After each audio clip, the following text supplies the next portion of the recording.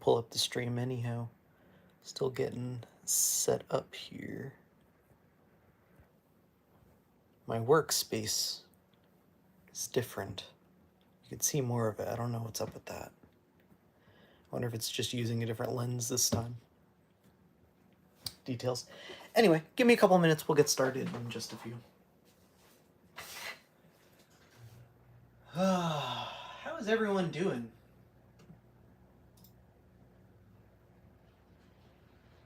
Let me get that over here.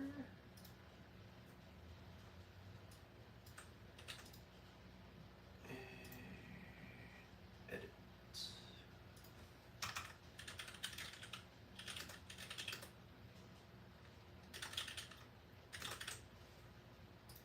See.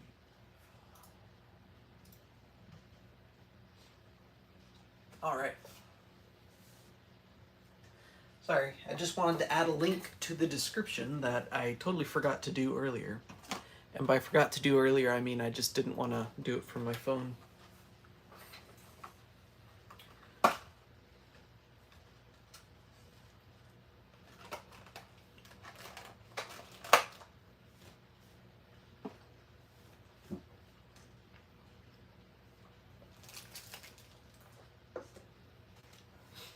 Probably a terrible idea, but whatever. YOLO, as it were.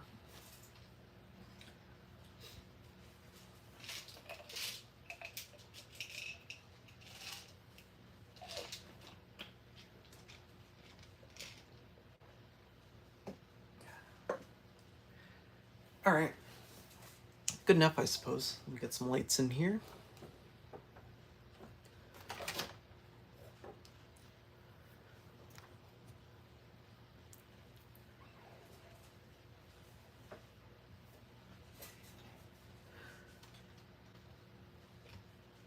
Cool. So I've got these two metal body panels for the Switch. I saw a seller on AliExpress a while back. They released this part, just the back housing, nothing else. And I thought the attention to detail and some of the aspects of the design appealed to me. And I decided I wanted to try it out. And this was like a year ago, and I haven't done anything with it since. But anyway, at the time I figured, I don't want to do just the back plate. That's kind of boring.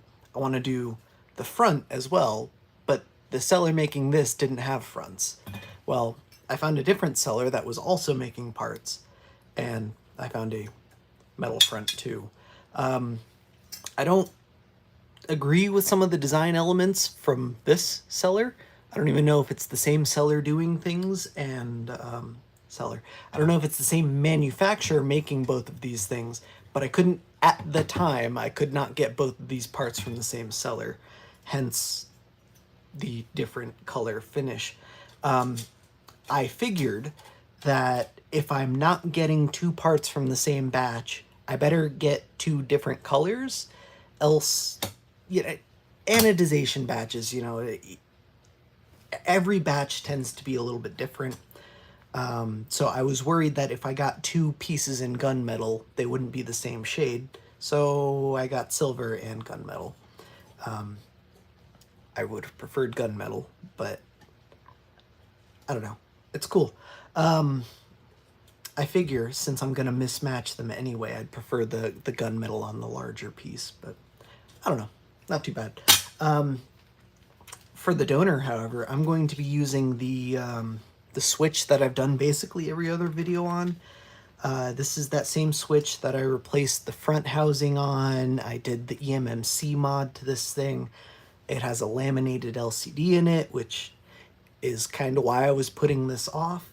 The LCD has to come out to get the front housing off, and I don't want to remove this LCD more times than I have to. I've already installed and removed this LCD in this specific console twice, and I was lucky enough to not damage it the second time, and hopefully I'll be lucky enough to not damage it the third time. But I want to get this extreme rate housing out of here because there are numerous cracks and I think it looks bad. I mean, I'm totally into the color and everything about this housing, except for the fact that it just cracks randomly. And like, I'm not too rough with my hardware. I know you guys give me hassle every now and then when I'm slamming stuff around on my desk, but I mean, come on, this, I'm dropping it this far, you know? That shouldn't cause the housing to break. So my theory is that there are one of two things that damage this. It's either heat related, which tracks because most of the cracks are around the exhaust vent, or it's chemical related. I've heard that isopropyl alcohol really breaks down whatever plastic formulation that Extreme Rate uses in their hardware. And I have definitely cleaned this thing with isopropyl alcohol. Because like I said, I've had this screen out of this console. So last time I took the screen out, I cleaned up all the old adhesive. And then next time I put it back, well, not when I put it back in, but sometime after reinstalling the screen, I noticed all these cracks. And to their credit, Extreme Rate has replaced the housing. I have a brand new replacement sitting in a box somewhere. I don't know. But it's kind of a lot of effort to get to this part of the housing, so I haven't done anything about that, especially because of the laminated screen. But I think it's finally time to burn that bridge, as it were. These are also the exact same Joy-Cons that I installed that Extreme Rate LED kit in. I just ended up reshelling them again. I was kind of unhappy with the fit and finish of that aftermarket shell, so now I have salvaged OEM white shells, and they feel so much better. Oh my god. I'm using the Extreme Rate buttons in these now, and I think I did a stream for the Extreme Rate LED thing. These Joy-Cons have been on flashing the lights at me since I did that stream, with one exception.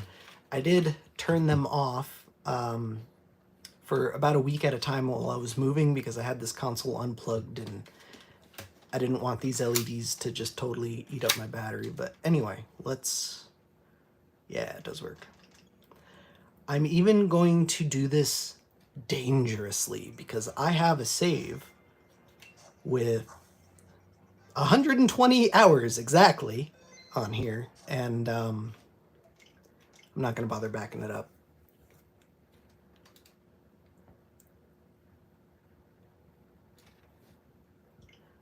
And because Nintendo, or more specifically because Pokemon, of course those don't support cloud saves, but whatever.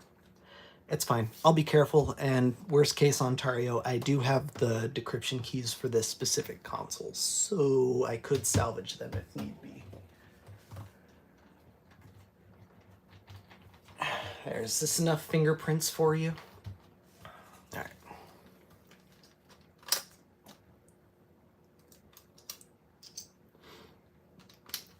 I'm worried that I don't have enough screws to assemble this. Oh, I suppose I should talk about that. Like I said, it was two different orders. The front frame came in a little plastic box that I've since recycled and with nothing else. The back frame came with a little bit more than that. I have these crummy screwdrivers that I'm not going to bother using. These are going right in the fuck it bucket, but I guess at least it comes with screwdrivers. It also came with, I'm fairly certain these are thermal pads. I'm not sure. And a small baggie with 6 screws in it. But by my count, I need 7 screws, and these look like M1.6, and I don't have a lot of M1.6 screws. I got plenty of M2s, though.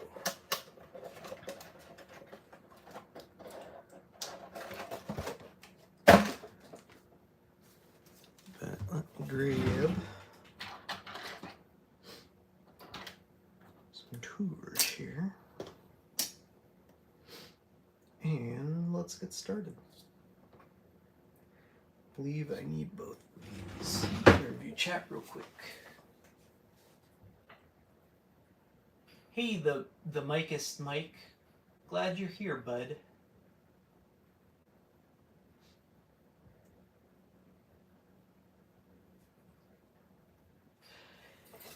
Yeah, no, if I'm being honest, this switch pretty much lives in the dock. So the fingerprints on it are just from me handling it and pulling it in and out of the dock. Yeah, I don't know. I don't use this thing handheld. If I want to play Switch handheld, I have a Switch Lite for that.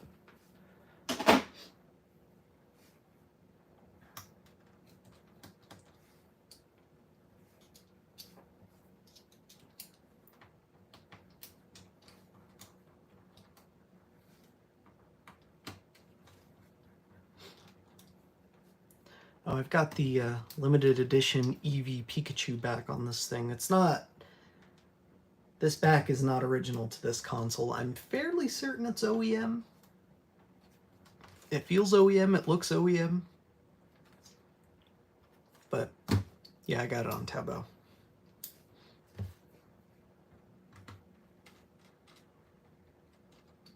Oh, and of course these screws are...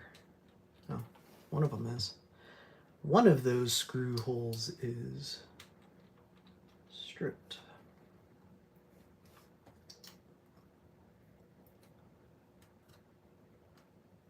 I rather like this back housing, though, so I'd like to not destroy it.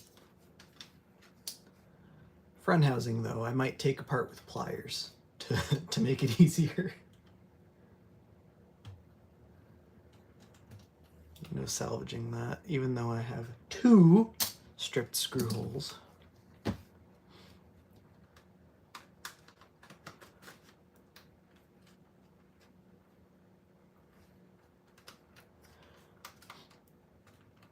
Oh, I forgot about these.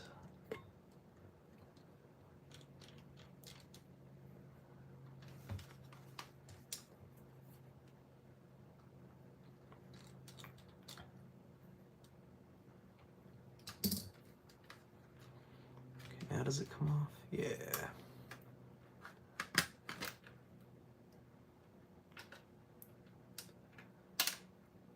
Oh, that poor grill. Oh well. Heh, I forgot I did that.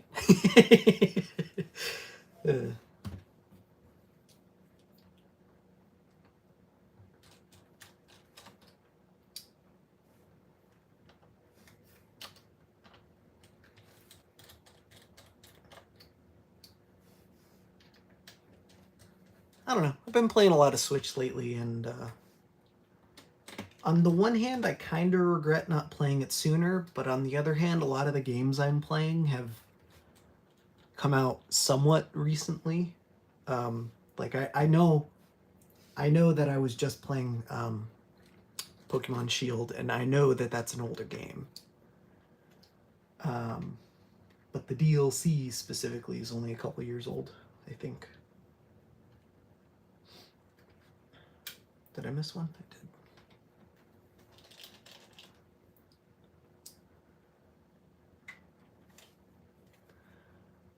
Oh, wow. My thermal paste is finally getting chunky instead of gooey.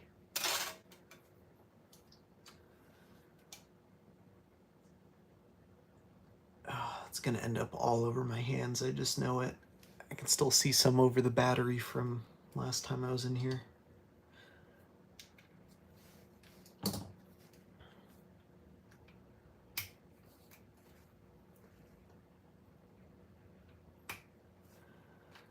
Get that disconnected, and then I think I'm free to do whatever I need to do.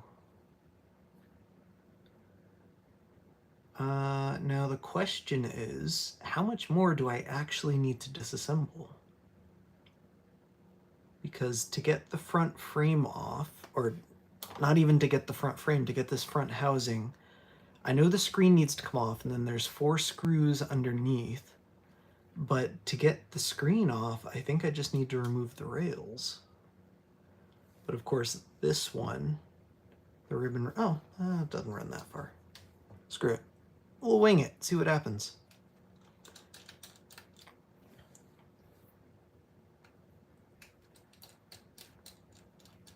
It'll be fine.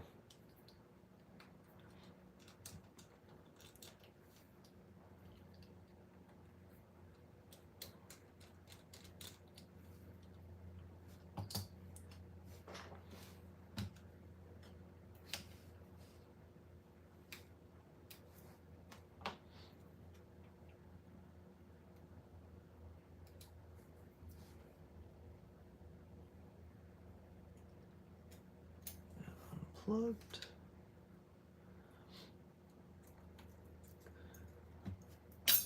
And can we just slip this out? Of course not. Why would it be that simple?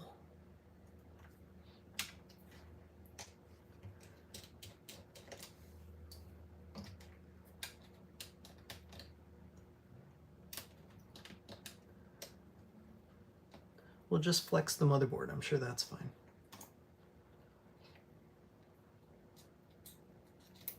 There we go.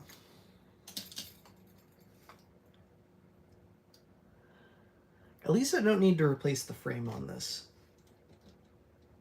I'm worried that I need to pull the motherboard out anyway to get, because like I need to get this ribbon out, and I thought there was another one. Maybe it's just this one I'm thinking of.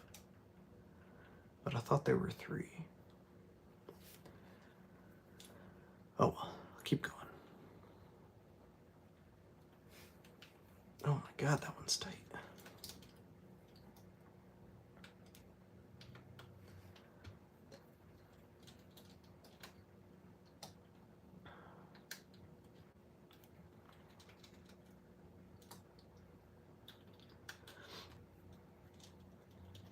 Then again, like I said, this front housing, it's already broken on me just disassembling this thing.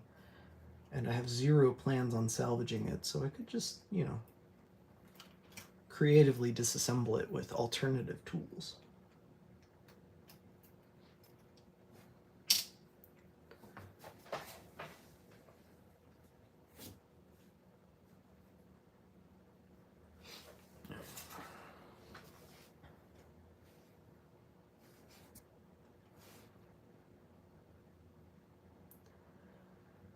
All right, so I'm thinking heat sink comes out so I can get the cart slot out so I can get access to these ribbons. I hate removing the heat sink on this thing,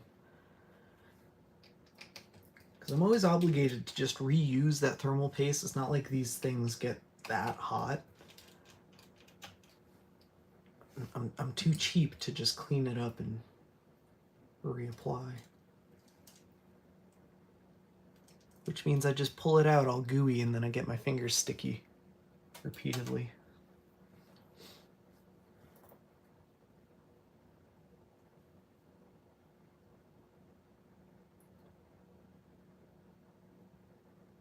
Okay,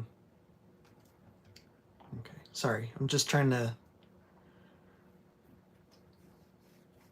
look at it and figure out, ooh, whoopsie doodle. Trying to trigger memories, as it were.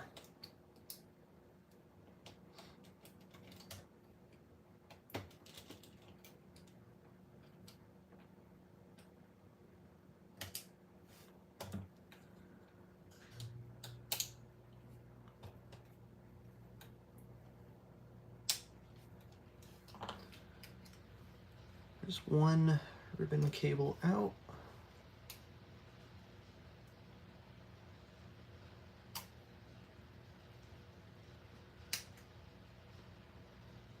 The second one, I'm thinking this is going to be a lot easier if I just remove the whole motherboard.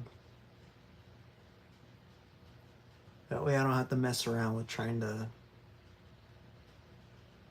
slip this screen out. It's only like 6 more screws anyway, whatever.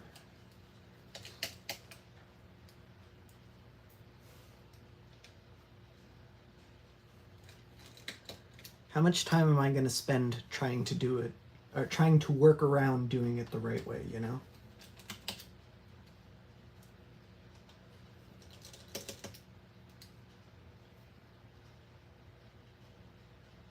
Oh shit, it was literally 6 screws. Is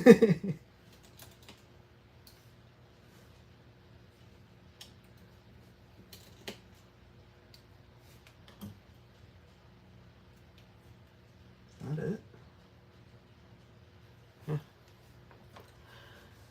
The last Switch console I took apart was a light, so I think that's what's fresh in my mind.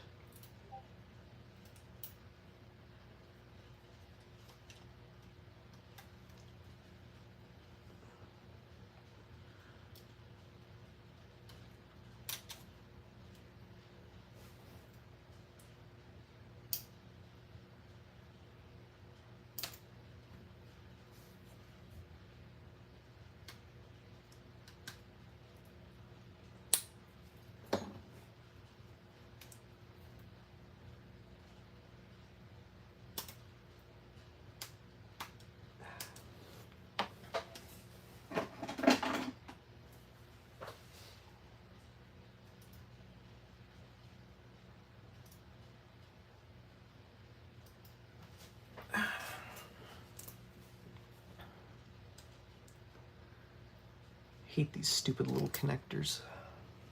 I always struggle with them, and then I gotta break out the pliers, and it's like, this is so overkill for this little teeny tiny connector.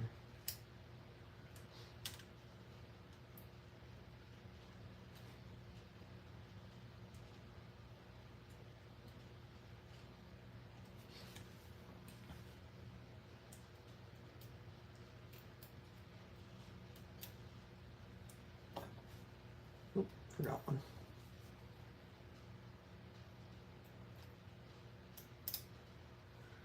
Suppose I ought to disconnect these too.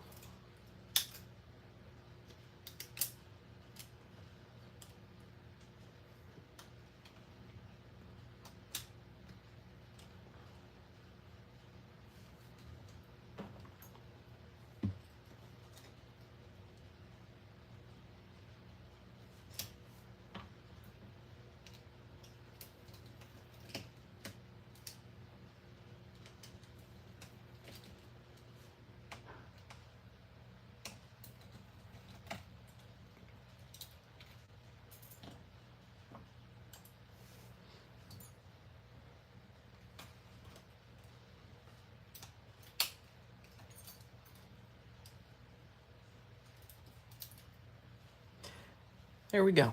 It's amazing how small the actual console itself is. Like, an enterprising individual could probably do some shenanigans. Yeah, anyway. Not me, but someone. Oops. I guess it was that ribbon. Cool. I think that's it. Come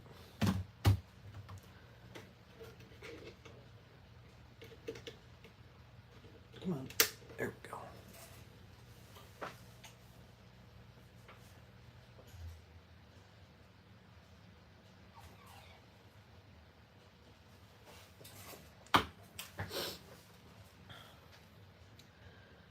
I'm thinking I start from this side since all the ribbons are on this side. Should make my life a little bit easier. This assembly has a glass touch screen protector. That's what it's called. It has a glass screen protector applied. I'm hoping that it has enough stickiness to stay applied because it's what I was using to kind of stiffen up the plastic digitizer. I wish somebody made metal, holy cow, made glass digitizers for these things.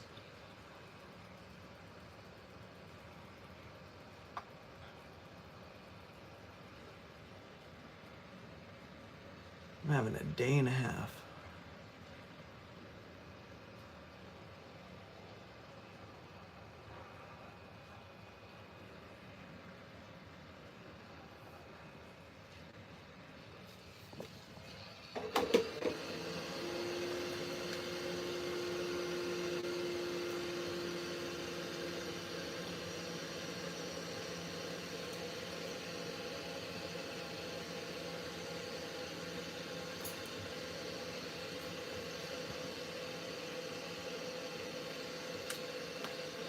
Probably easier to start at that speaker hole, huh?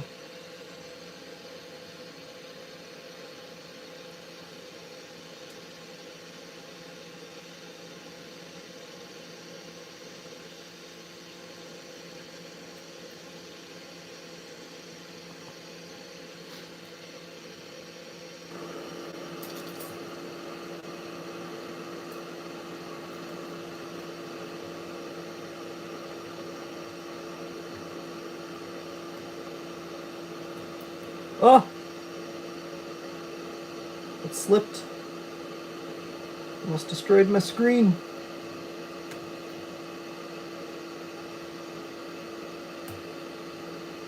Oh.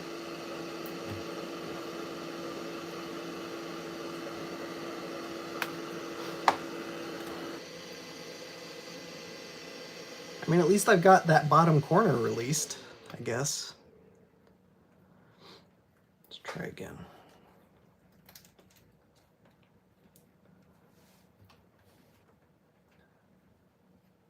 Slip in there. I mean, of course I had to use the good stuff to stick this down too. I didn't think I'd ever be ripping this up again.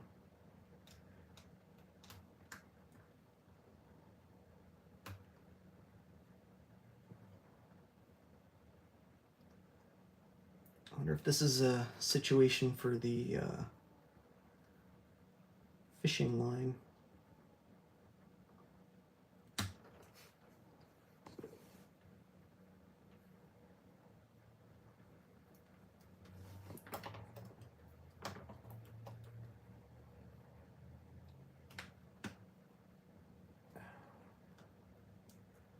Stay.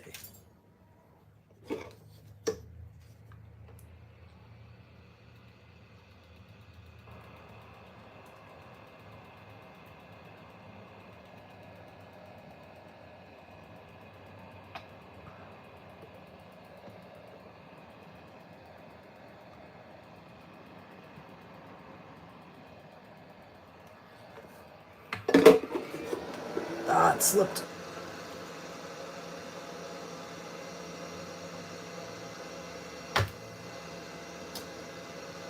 Well, what am I supposed to do now? Ah. Stupid suction cup ripped.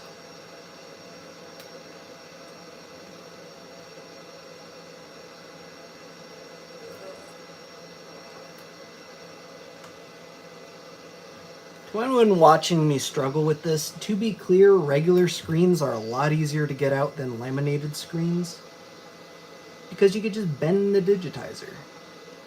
I cannot bend this digitizer. And my suction cup just ripped.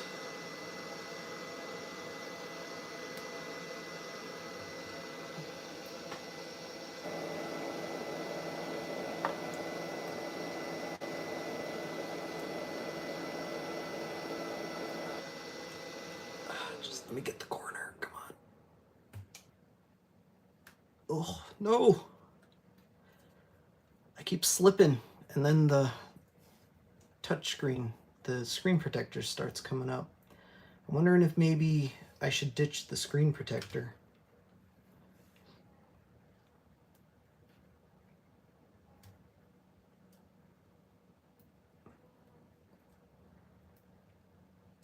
And just, yeah,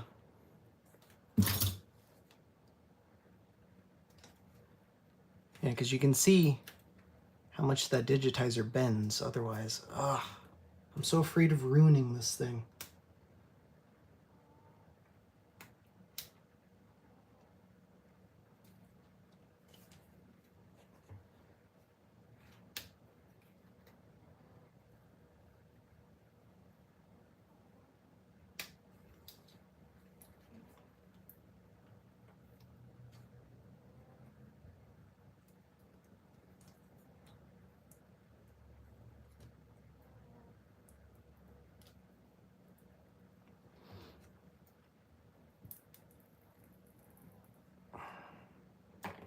We're going to disregard the screen protector and hope for the best.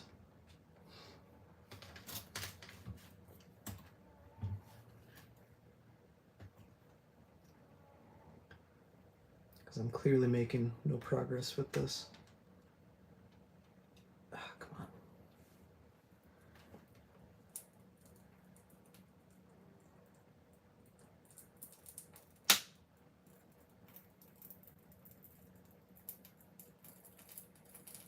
Oh, that was a horrifying noise.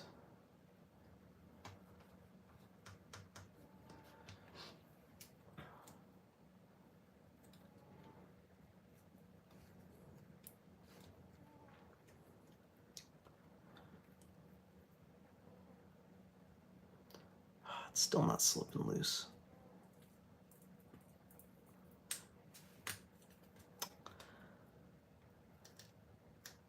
Man, this is stubborn adhesive.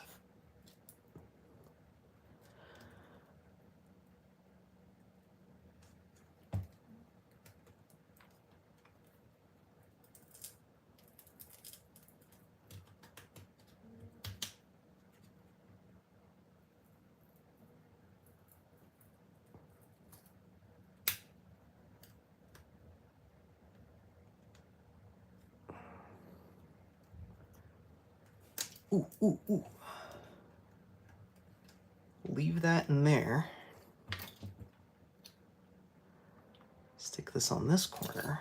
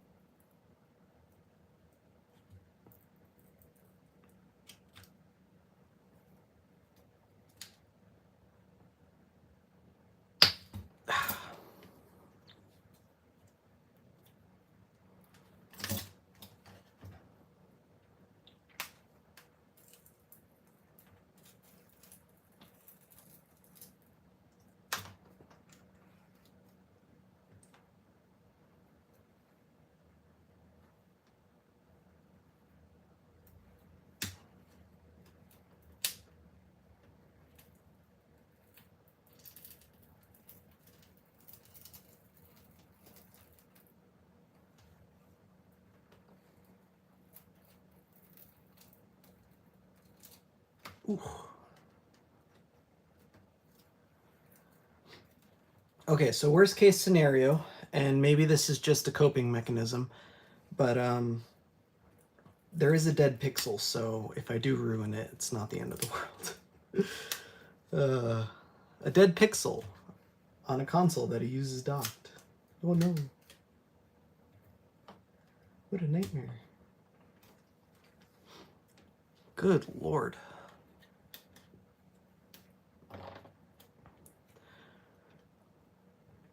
Whatever jerk decided to install this with the 3M 300 LSE, man, screw that guy.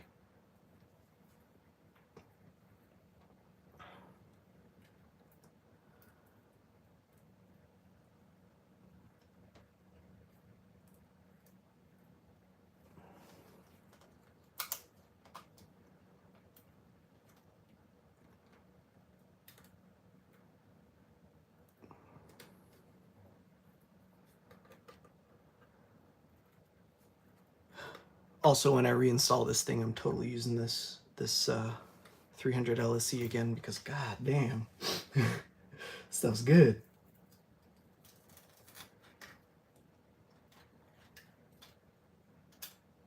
Come on, come on out.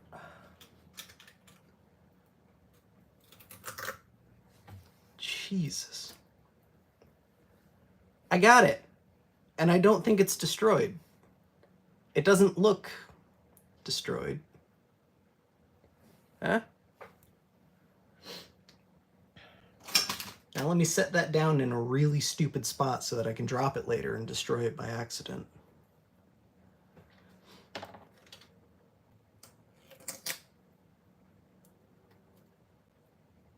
All that because Nintendo, in their infinite wisdom, put the screws behind the screen. Those jerks. All right, let me catch up on chat. Hang on.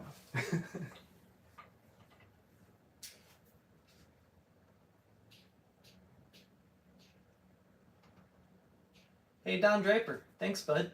Appreciate you.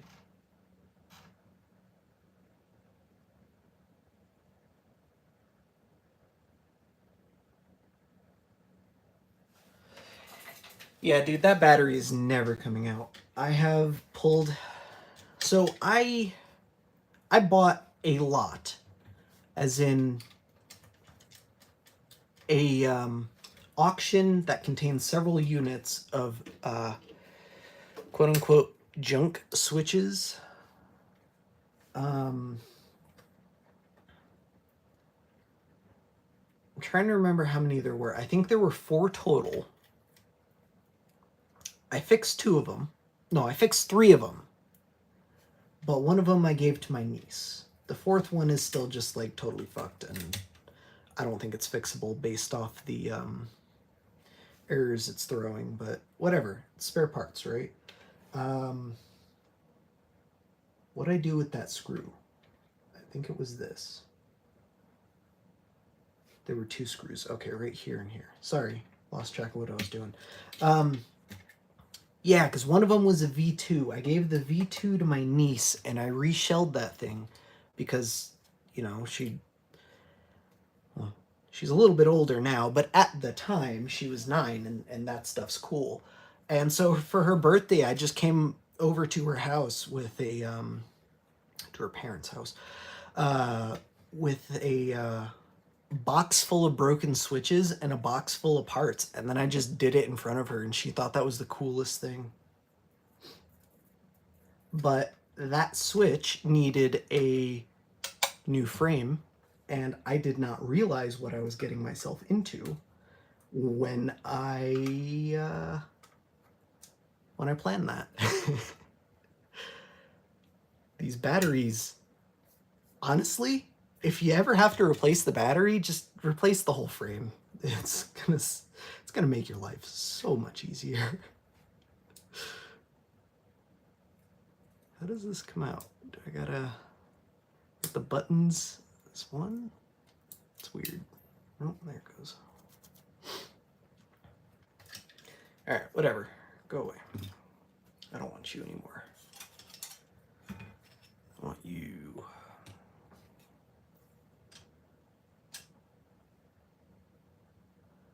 So I think I need to transfer over the buttons I just pulled out. These 2 screens. And then I guess technically my serial number sticker, but I'll do that later.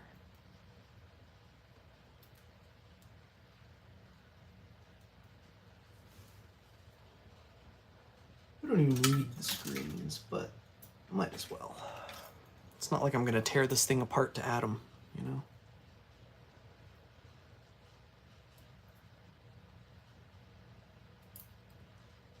And they keep gunk out of the speakers. Why not?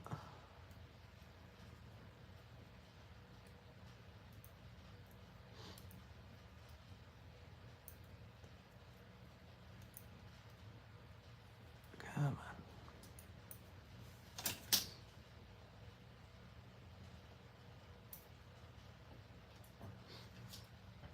There you go. Beautiful.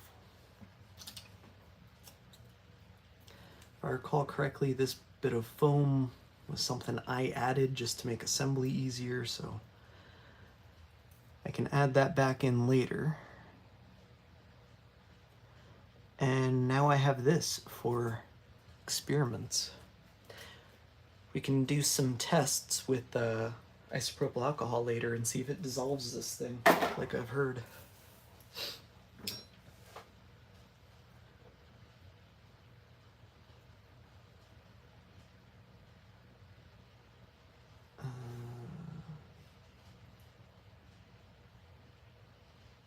That does have an orientation. Okay. Can I just slip this whole unit in?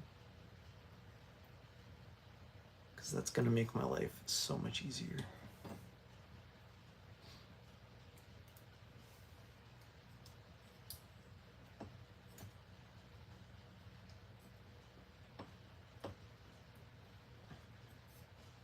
Yeah, I don't think it works that way, unfortunately. That's okay.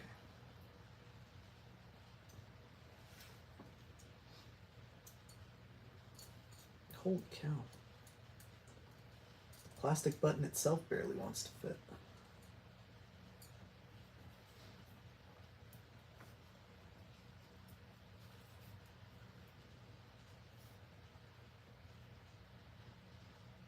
Wait, are you supposed to slip the membrane in first? That doesn't make sense.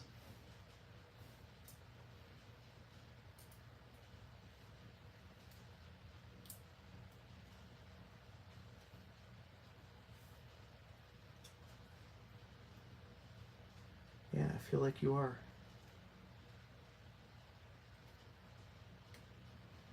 Huh.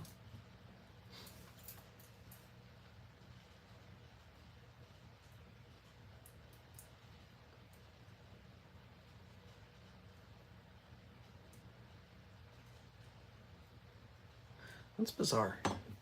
I feel like I'm doing it wrong.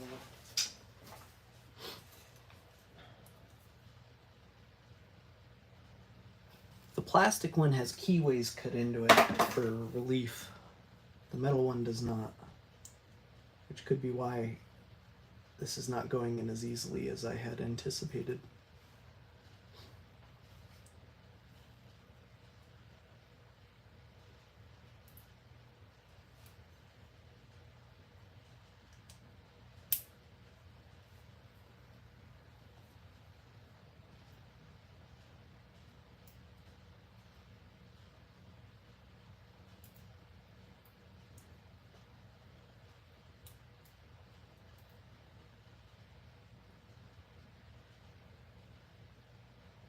Yeah, man, that's bizarre. Is that seated? I don't know if that's seated. I don't think that's seated.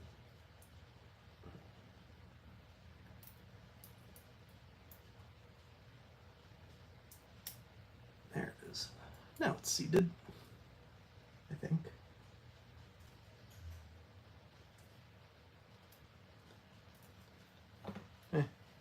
It's probably fine.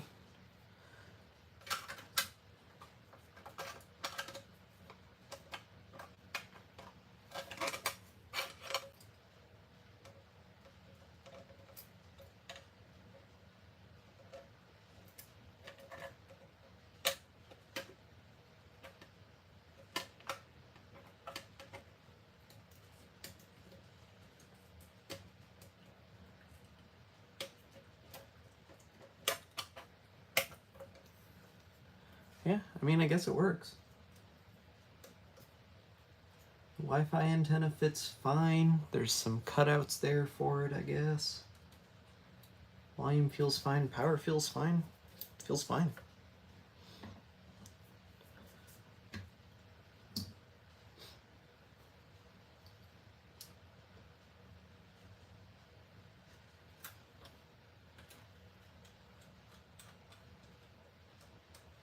Just use the same screws since it goes into the frame, not the housing.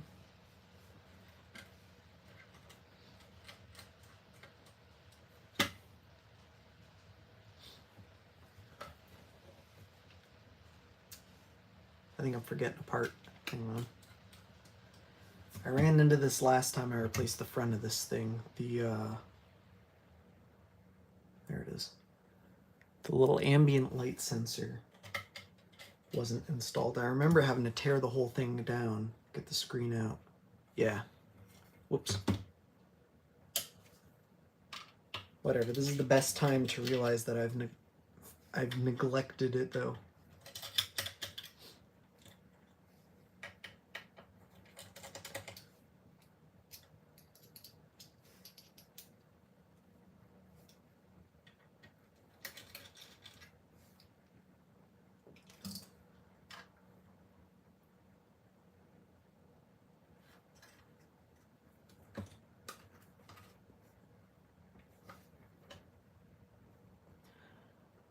I don't remember which way it goes. Does the tall bit go up? I want to say the tall bit goes up.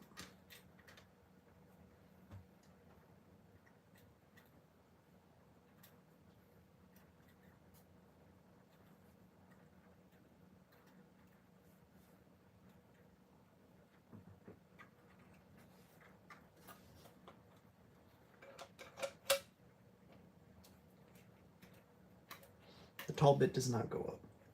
Unless there's a cutout in the screen I'm forgetting about. No, there's not. I mean, there's like no printing there, so it's transparent, but no hole. So I had that backwards. The tall bit goes down.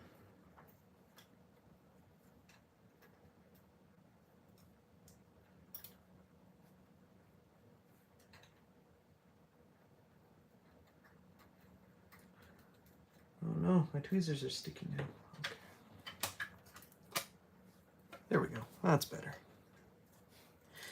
Now, yet another feature that I won't use should work properly.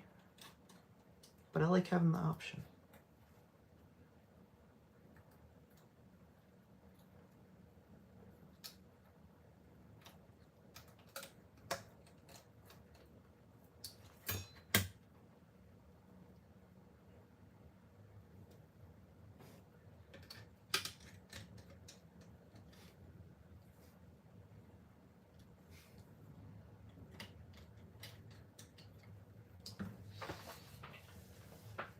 All right.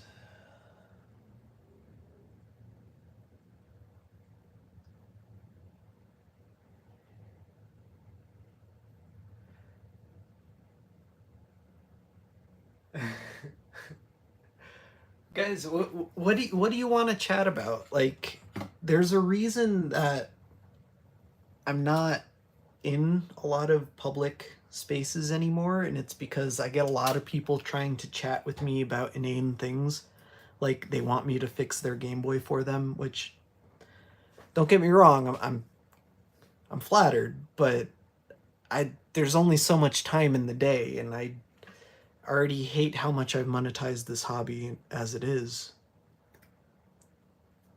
You know, I've got a day job and I've got hobbies. Yeah, that's probably good.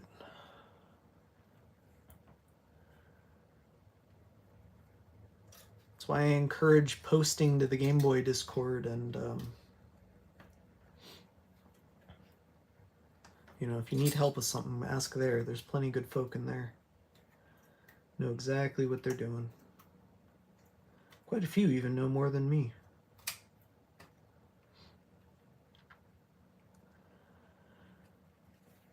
Alright, I think I need to install enough of the switch that I can test this screen, make sure I haven't damaged it. I suppose it's not that big of a deal if I need to remove it without and it doesn't matter if I destroy it, but it is what it is.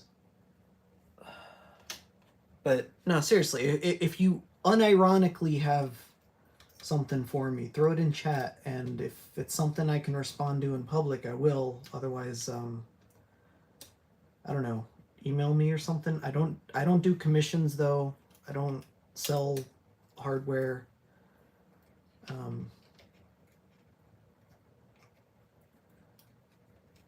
I don't do mail-ins or anything like that.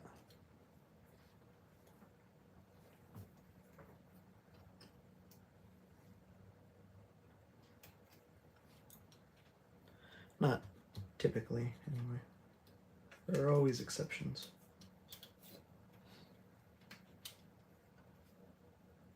What am I missing? I feel like there's supposed to be more things above this board.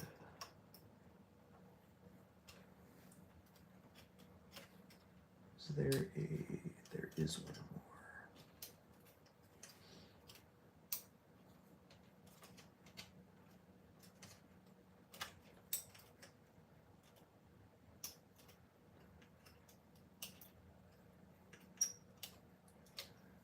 If you're the person who is messaging me about, I'm not looking at chat, but I'm just thinking about some of the comments in there. If you're the person who is messaging me about that Visteon screen, I saw your message. I don't have an answer for you yet, and I tend to not reply to messages until I have something to say. So, sorry, but I'll get there. I did not replace the screen on my Visteon. One of my friends did, and I don't have the details.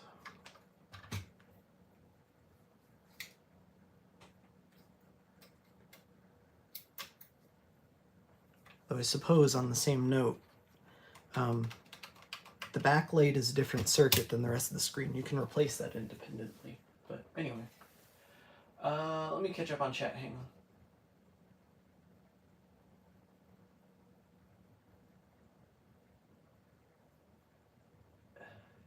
Yeah, NCDC, it is genuinely easier than I'm making this look, as long as you don't have a laminated screen. Trust me. It's the laminated screen that made this as difficult as it was.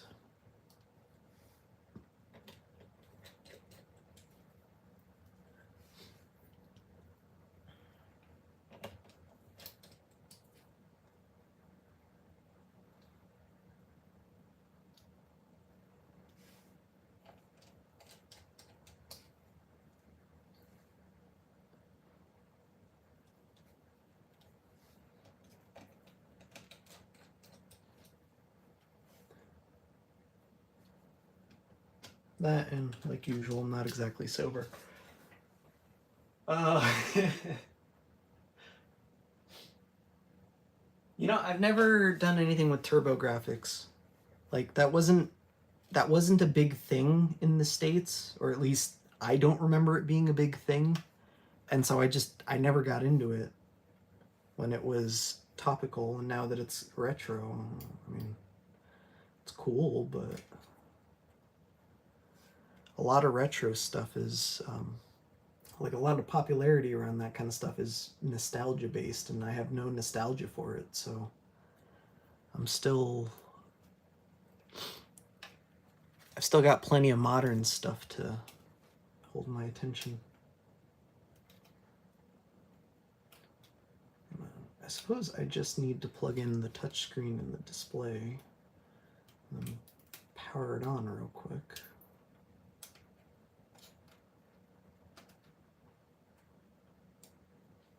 That is not plugged in all the way.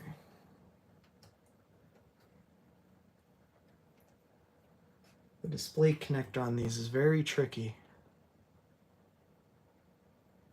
It is, it lies. It's misleading.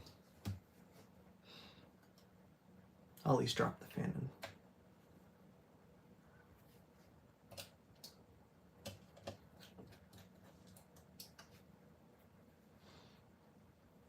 Damn it, what? Oh, it's not even on my fingers. Oh yeah, it is. Ah!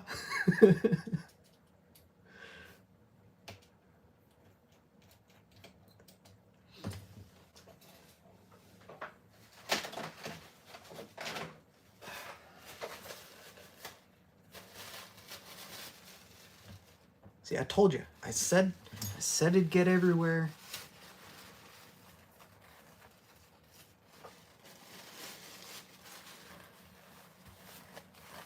It's everywhere. I don't even know how it got on my bit.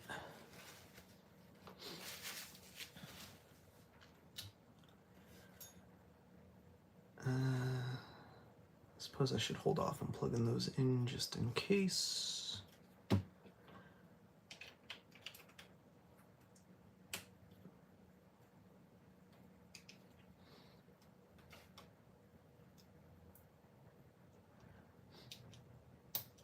These little SMA doodads, these connectors here, those are rated for extremely few insertion cycles. So the fewer I unplug and replug them, the better. Like, I think they're officially only rated for 25, and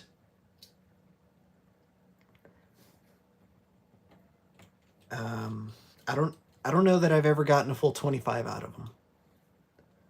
But I'm also not using whatever tool you're supposed to use. So.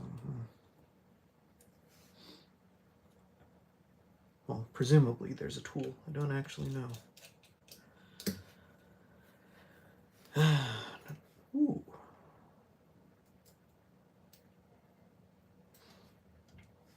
Alright, so I don't have the antennas or the speakers plugged in, or the rails, I guess, but I think that should be enough.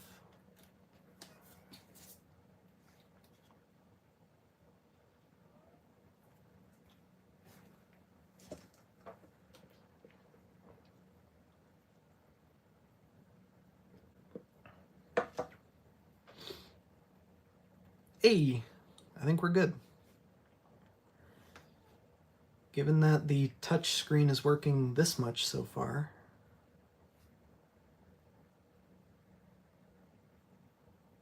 yeah. Sweet.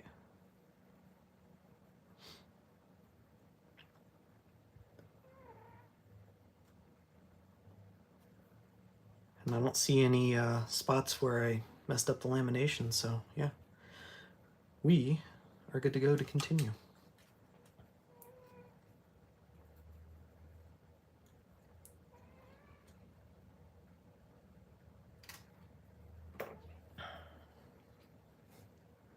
Alright, is this how I've been getting this sticky stuff everywhere? By setting this thing jelly side down?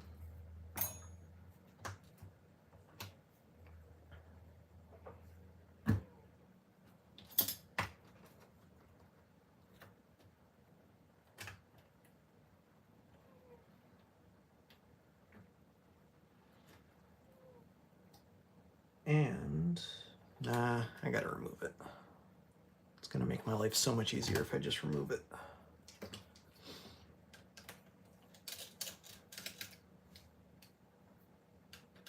I don't have enough time to do this the quick way.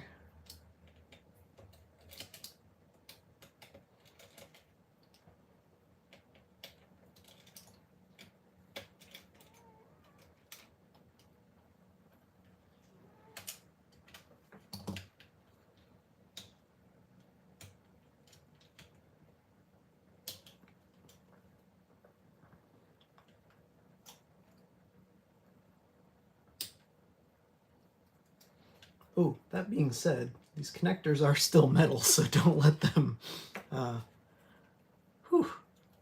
Back to the SMA topic. While there are a limited number of insertion cycles... Oh, I think I'm going to have to remove this motherboard again. It's still conductive.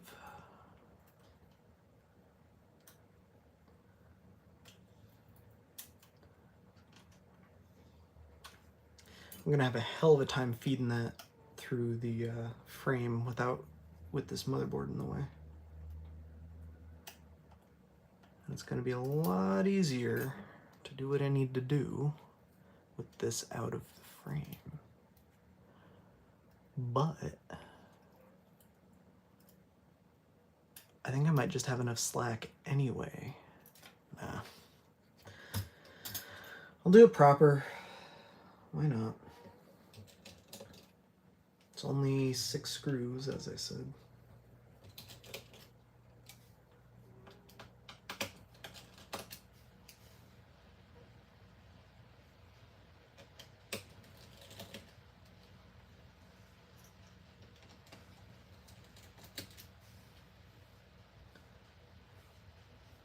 That's 5. Oh, there it is.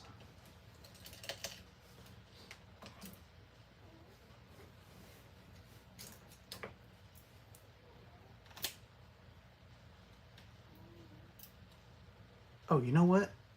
This doesn't have to come out. It just has to be nudged ever so slightly.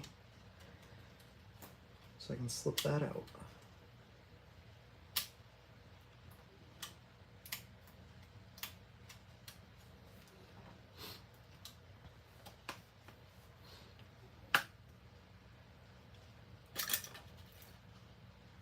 Ta-da.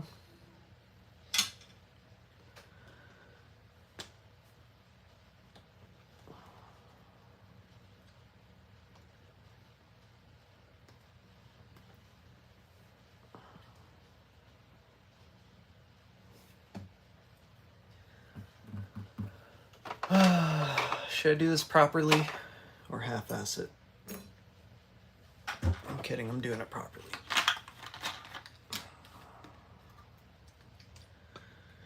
Hopefully I don't rub the screen printing off.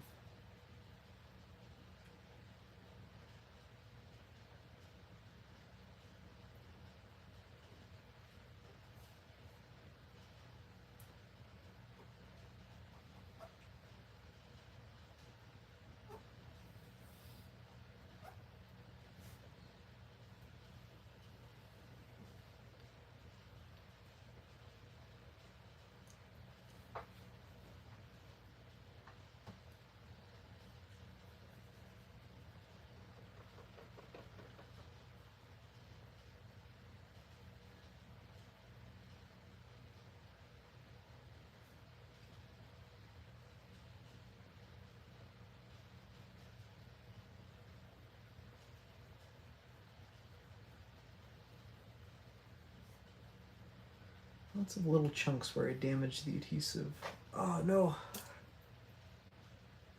Please don't soak in. Okay, well I got adhesive on the screen. Hopefully just adhesive.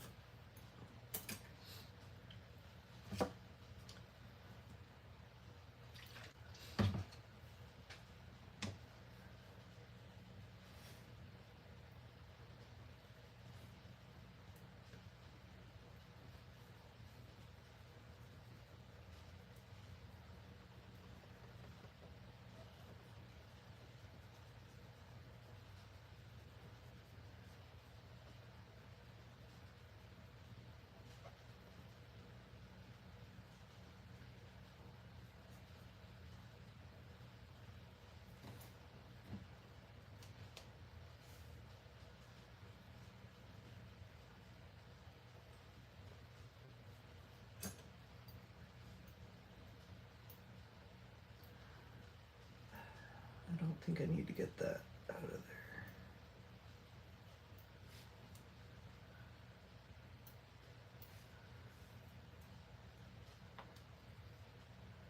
But just in case.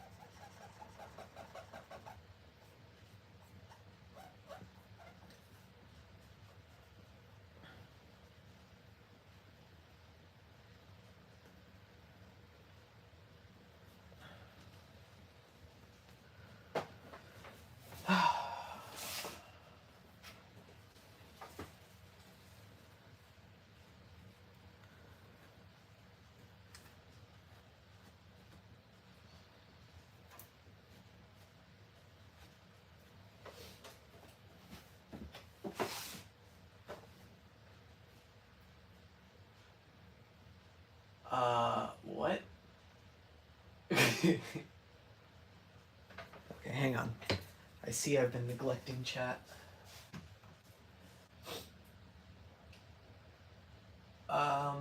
Edwin Urbina asked, what game am I currently playing? Well, on this Switch, I'm playing this game, to be honest, and then as soon as I'm done with this, which I'm 120 hours in, so I'm pretty darn close, I'm gonna go to Pokemon Scarlet, which I already started on here. I'm like an hour in. Well, I started it on this Switch too. All right, the good stuff. Here we go again.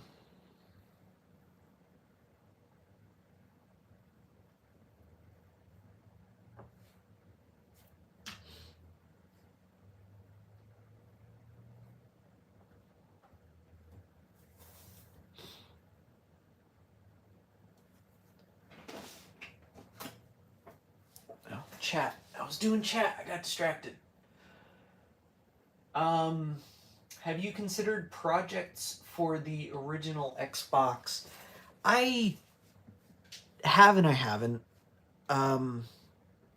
So I mentioned TurboGrafx earlier, and that it's not really nostalgic for me, so it doesn't really hold my interest, not like some other things. I'm wondering if I should do that in 1, 2, 3, 4 different pieces.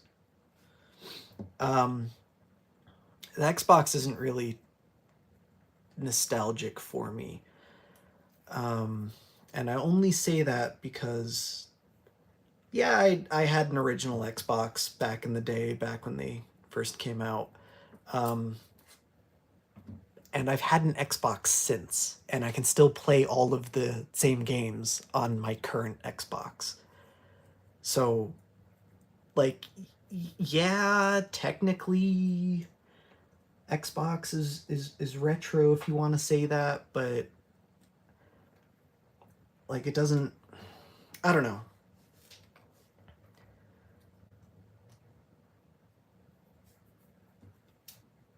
It doesn't have the same appeal to me, I guess.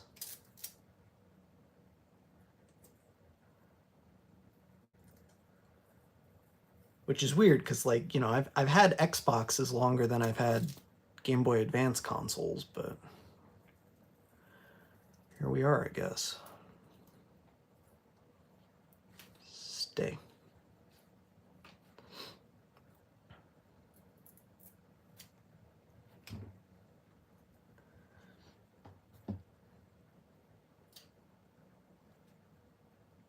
Nope, I did not trim that properly.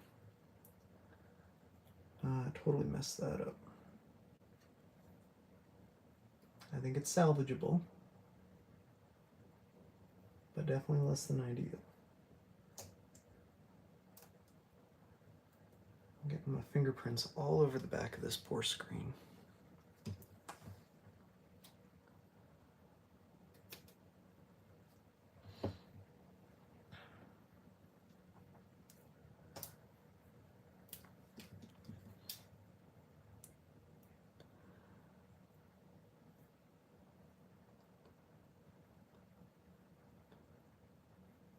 Okay, that's not totally fair. I think I got an Xbox in 2003, which would have been,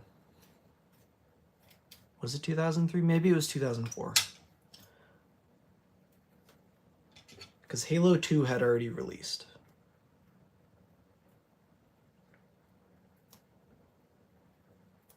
I got a used Xbox from GameStop. I bought a refurbished Xbox. Didn't work, so I brought it back. Exchanged it for another refurbished Xbox, which also didn't work, so I brought it back. At which point I bought a used Xbox instead, and it worked perfectly. Because, you know, GameStop things. Oh, my phone.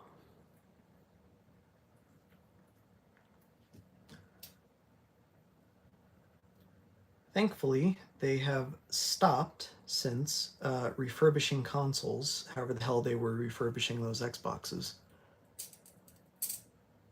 Or at least they've plugged them in to test them before selling. But it's frustrating. I have actual memories of when this happened. I bought the refurbished Xbox, brought it back to GameStop, bought another refurbished Xbox, brought it back to GameStop, whereupon I had a conversation with the clerk, and I mentioned, yeah, man, this is the second Xbox I'm bringing back because, you know, it doesn't work. I'm buying refurbished Xboxes. What's going on here? And he's like, yeah, that's pretty common. You should just buy a used one. And so I did. And it was great. But it's still ridiculous. Okay. I did this one so much better. We're going to start right here. Bring that right there. Stay. Like, I don't know if any of you guys follow me on Twitter, but I recently reposted. No, it's not called a retweet anymore because reasons. I recently reposted someone else's post about how they're portabilizing an Xbox, and like I think that's the coolest freaking thing.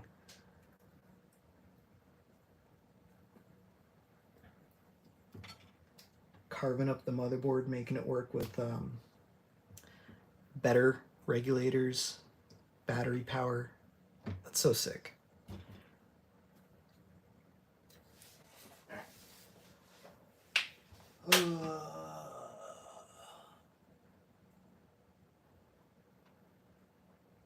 This Switch is like halfway to retro at this point. I mean, I guess this specific Switch is like 6 years old, so you've got a point. I don't like it, but you've got a point. That needs to be thinner. Do I even want to bother? I'm sure it's fine.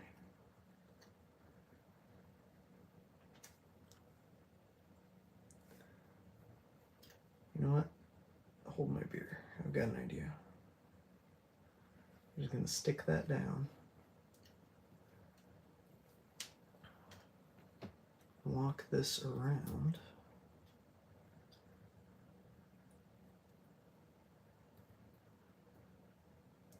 And leave that right there and try my best not to cut that backlight ribbon. There we go.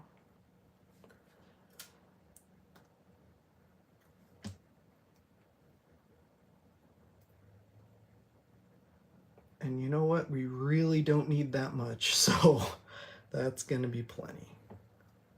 But now, come back and just trim it. Whew! That was dangerous.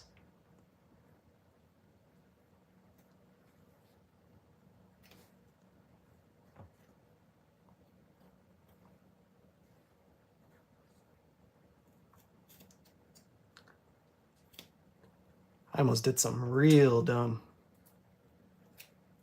I'd have been so mad. All right.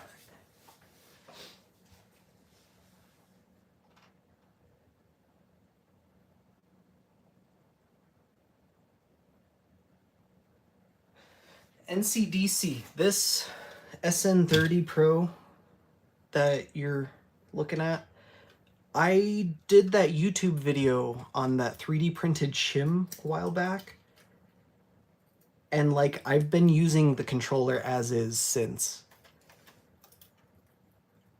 I think it works really well. You know what? I'm gonna not pay any attention to the wire routing. I'm just gonna drop this in. So I've been using it with that shim since I did the video. And yeah, that's good. And like you saw, I am actually using the thing. Like, I'm not just... It's not just been modded since I did the video, which it has, but I've actually used it. I put 120 hours... Well, I put 120 hours into that game, but I'd say probably 100 of those hours were on the SN30 Pro. It's fine. I'm satisfied with it. I'm pleased with it. So I did that 3D printed D-pad shim. And I think, I don't remember if it was a comment, the description, or just something I said during the video, but I mentioned I'm working on something else. You know, the shim is just a stopgap, blah, blah, blah. I'm not working on anything else. The shim was fine. I needed to spend a little bit more time getting used to it, I guess. But once I did,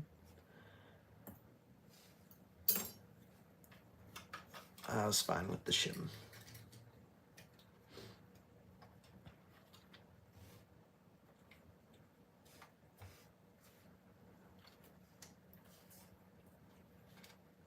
Oh, that is good.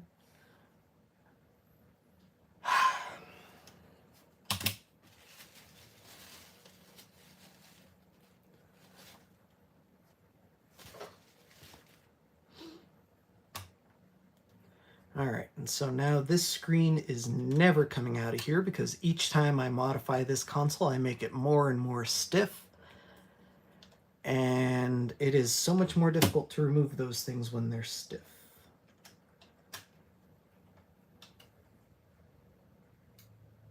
Oh God, I've made a mistake.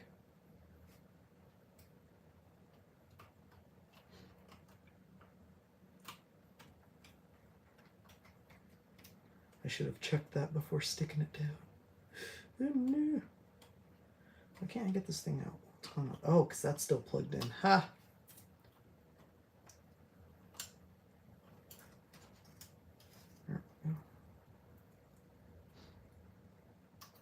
I'm kidding, it's probably fine.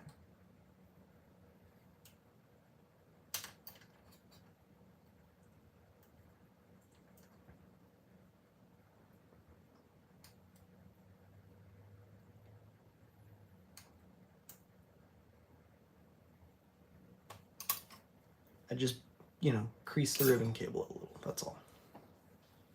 What just fell off? Okay. Okay. We're almost there. We're almost there. We're in the home stretch.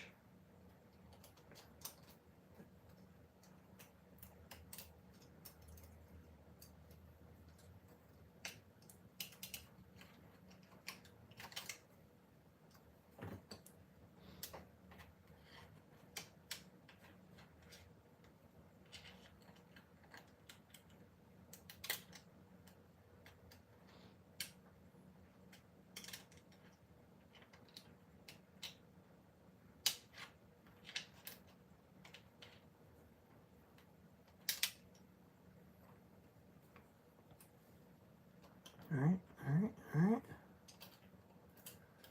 What are you stuck on?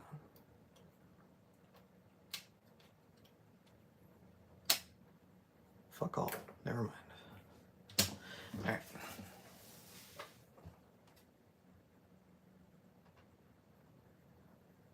right. Mr. V-Man, I can sing, but I'm gonna choose not to. Teflon scissors.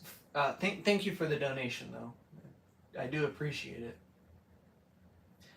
Teflon scissors for cutting tape. Yeah, I like it because, you know, you get the adhesive on the blade and it kind of sucks, but I don't know about you guys, but I almost always have a little bit of extra tape when I'm doing stuff like this. And, well, it works really well for removing that adhesive. You just kind of stick it down and then the adhesive sticks to itself, and then you peel the tape up and the adhesive goes with the tape, blah, blah, blah. Probably not the best example because you probably can't see that too well, so, but handy little trick. Teflon scissors that sounds pretty cool though. I'm not poo-pooing it, I'm interested. I'm just not sure if I want a specialized tool for that. I should deal with all this junk.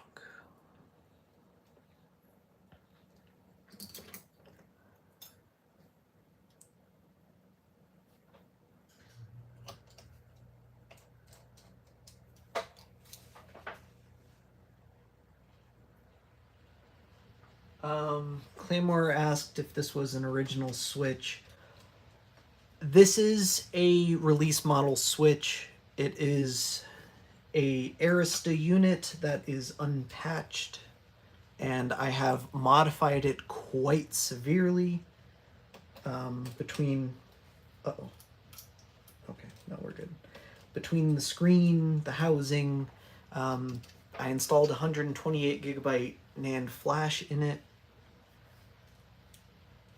And despite all that, it is running completely stock software.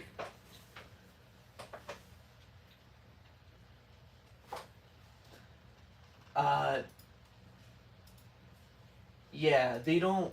Oops. It's weird. You click on a chat message and it just like automatically brings up the menu. This screen is laminated. There is no original Switch model or V2 Switch model. Only the OLED Switches come laminated from Nintendo.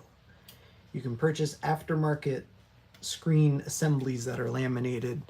You do have to be careful though because it's laminated to the digitizer. The LCD is the same between V1 and V2 hardware, but the touchscreen digitizer is not. So you can't mix and match the laminated display assemblies. You have to make sure you're ordering the right one. But otherwise, it's no more expensive than just replacing the screen and digitizer. Like, the cost of a laminated display assembly is the cost of a digitizer and display. It's pretty nice. They make them for every model Switch. Technically including the OLED, but those ones are factory.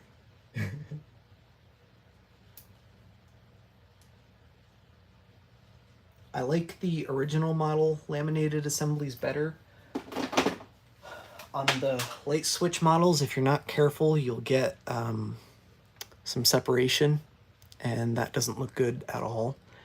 And the only way to fix it once it starts separating is to rip it out and replace it. Even though everything is fully functional on this bad boy. But, yep. Yep. Okay,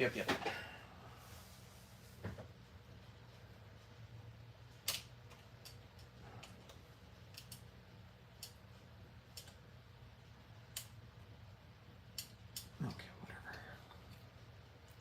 We don't need that stupid thing anyway.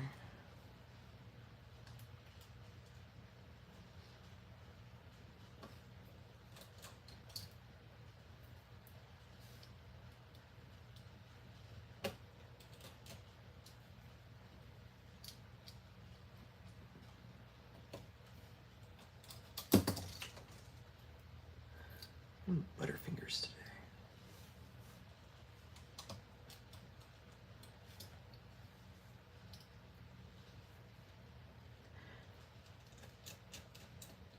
I don't know. My muscle memory is failing me today. I keep trying to like spin the screwdriver, but without actually putting my finger over the back of it, so I just spin it out of my hand.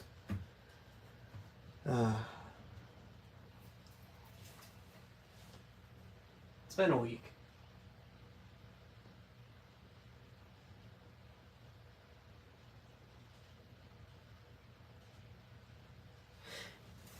But yeah, I'm glad that shim worked out for you. I think the 3D print that I did, that feels more like a fluke. I don't know if I'd be able to replicate that in that thickness. And I don't know if it would have worked as well unless I replicated it in the same thickness. So the fact that tape is working for you, it's really good, I think.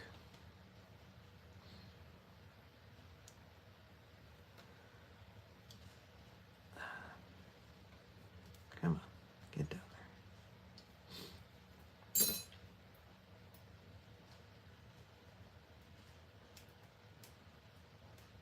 But yeah, I don't know what company name was thinking when they designed the D-pad in this thing, because it's not like they haven't made D-pads and other things. Like, I own this, and the D-pad is fine in the 2.4G controller. This is also technically a 8-bit do controller, though it is Nintendo OEM plastics and membranes. The D-pad is also fine in this one.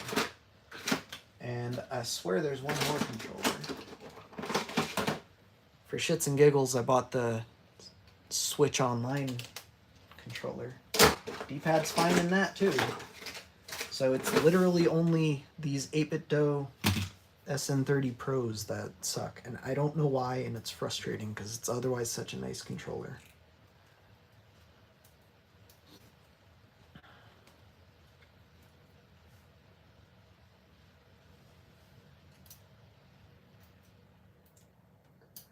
How did I get that bent up so much?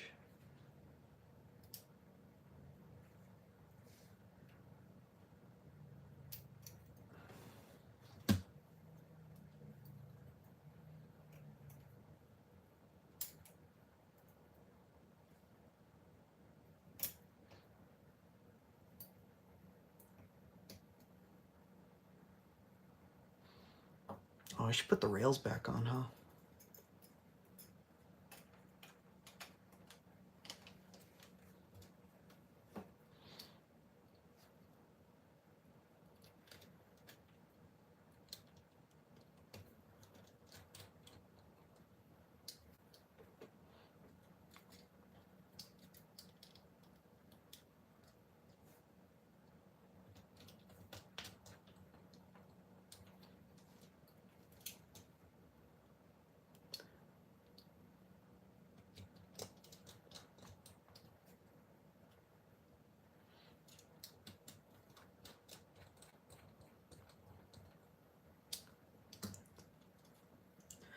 Ooh. Or metal into metal into metal. So these can be nice and tight for nice sturdy rails. I don't have to worry about destroying plastic.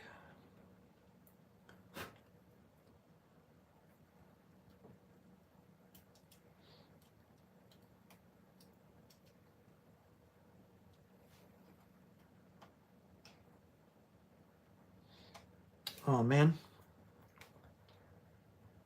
I totally forgot to plug in the backlight connector. That would have sucked if I totally assembled this thing, forgot about the backlight connector, and thought I killed the screen in the process of adhering it, which hopefully I didn't just jinx myself, but I did test it several times, at the very least.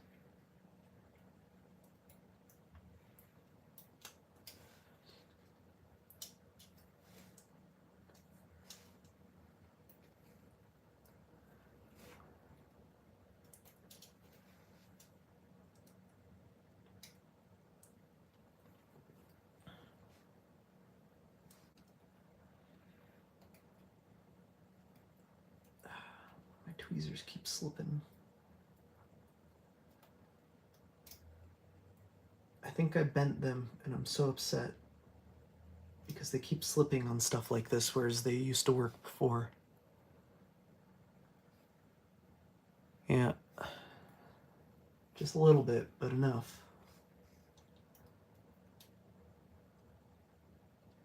My favorite tweezers. Oh well.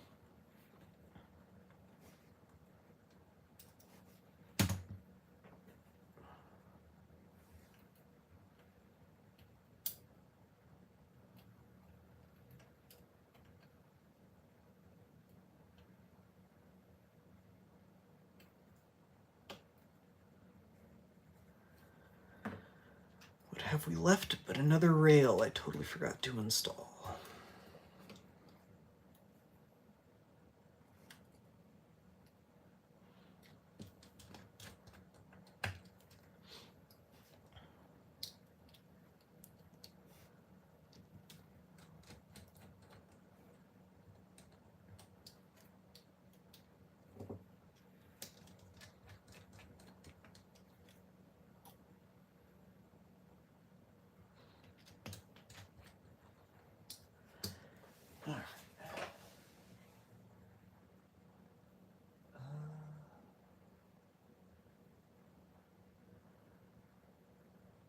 Broly, thanks for the donation, but I genuinely don't know the answer to that question.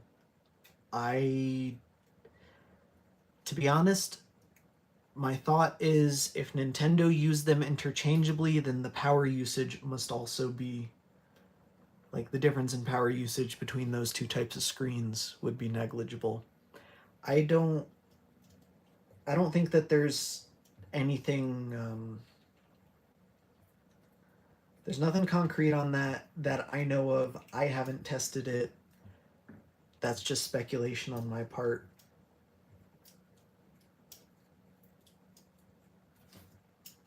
I don't think it makes enough difference one way or the other to read into it.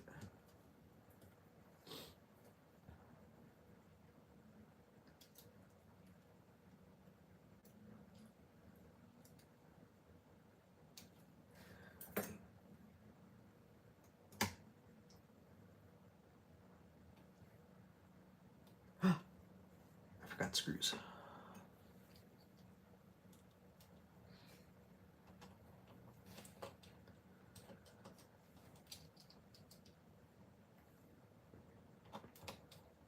Best way to test that, though, would be to buy a Nintendo DS, 3DS, excuse me. One example of each. One with the TN screens, and then one with the IPS screens. And you could put those two head to head, but that won't make a difference. You won't get reliable data out of that test. What you do is you take apart both of them and bench one of them with both sets of screens. doing the exact same thing. I'm missing a screw. I launched a screw. There should be 3 screws for this heatsink. I messed up.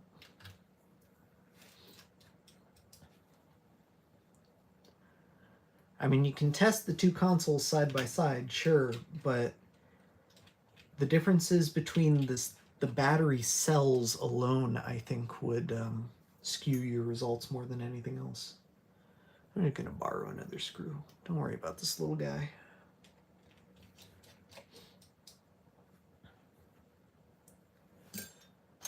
Whereas if you run the same console,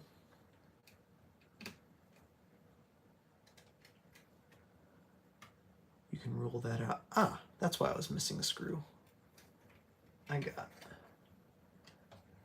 overexcited.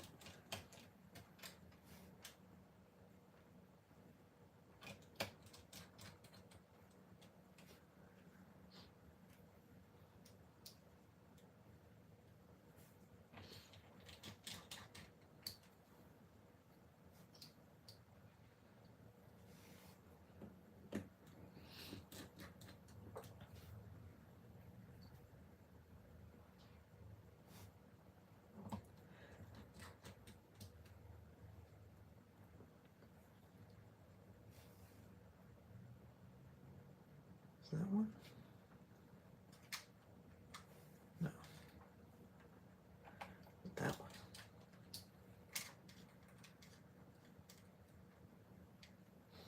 Yes.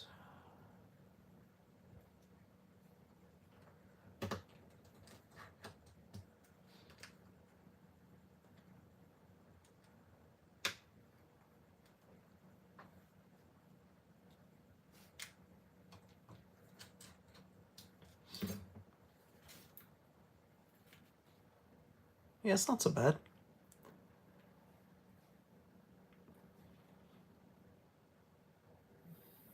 Oh, I forgot to stick my SD card in.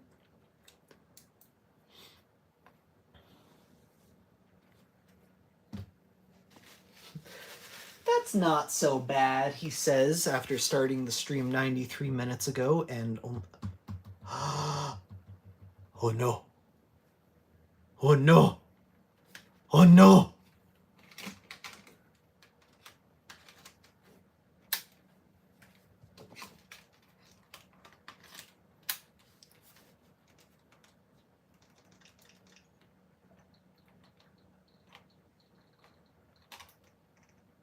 Well, everything else is probably working.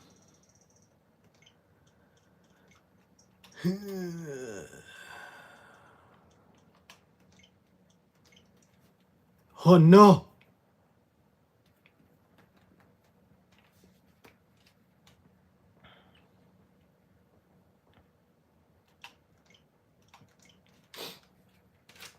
It's probably something stupid like I just forgot to connect it.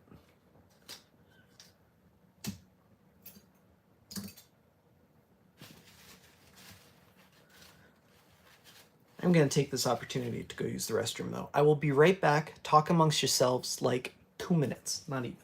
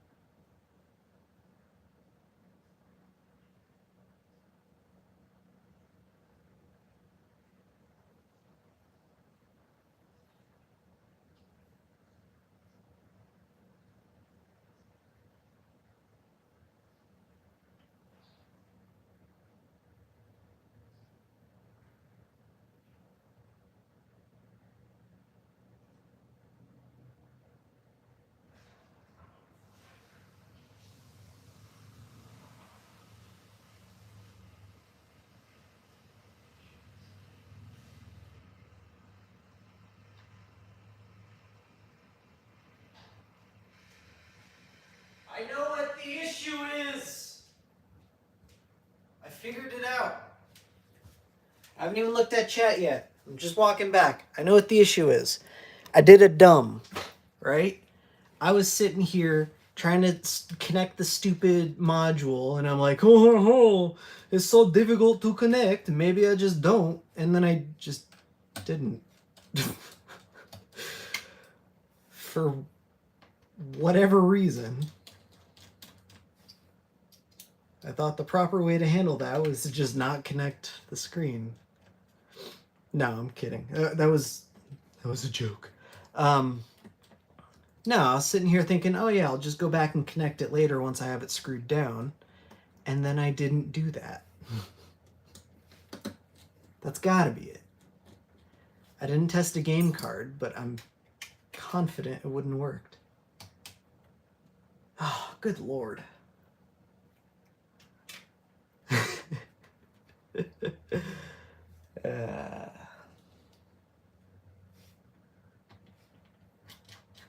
Don't worry, my brain still works sometimes, even if it's a little delayed on occasion.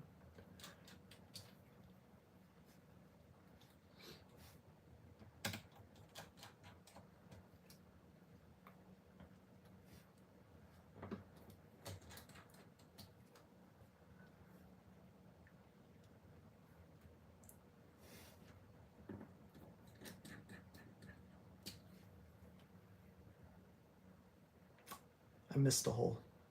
Oh, there it is.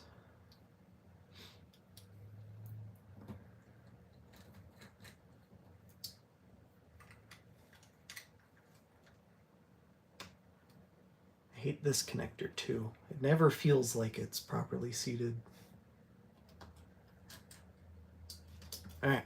What do you think? Did I get it that time? Review chat.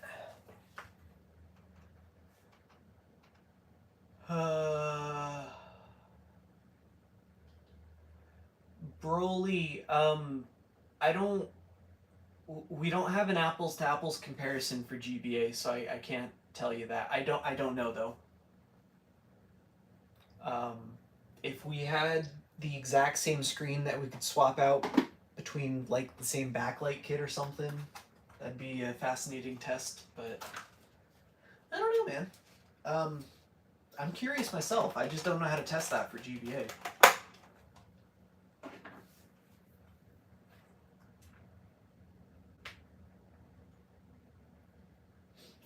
We could test it for PSP. I never did, but I did that PSP HDMI mod, not PSP HDMI. I mean, I did that too. I just haven't published the video on it yet.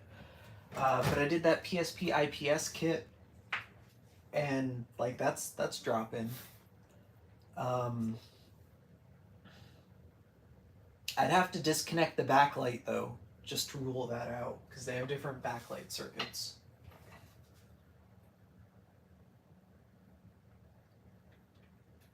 Claymore is asking what I think about boxy pixel shells, and my friend, that's a long story. I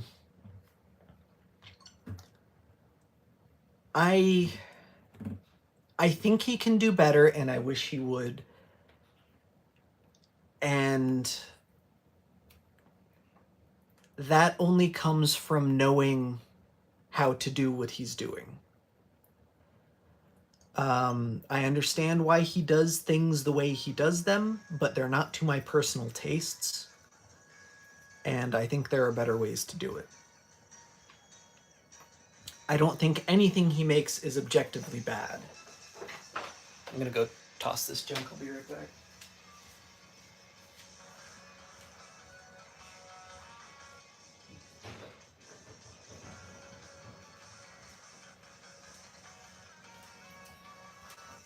For example,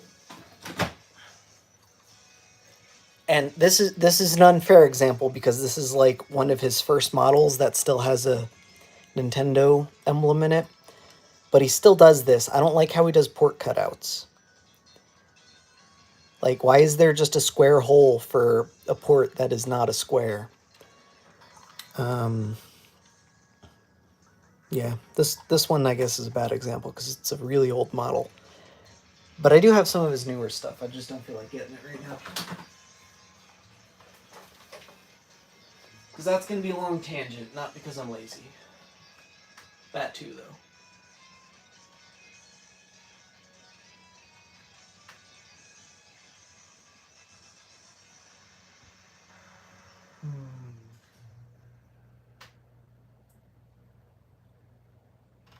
I don't know how much we're going to get on 3DS stuff other than, like, consoleizers. Because, like, the biggest mods for any console, really, like Game Boys, you've got replacement housings, replacement screens, rechargeable batteries, more specifically, backlit screens, rechargeable batteries, that sort of stuff. But, like, the 3DS already comes with all of that. You can already get rechargeable replacement screens pretty darn easily that are backlit.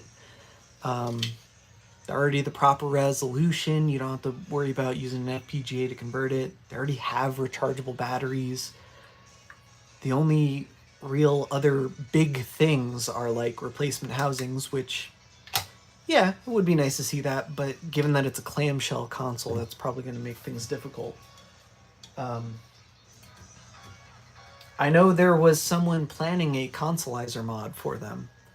Unfortunately, I think that is not happening. At least the person who was planning it is not going to be working on it any longer.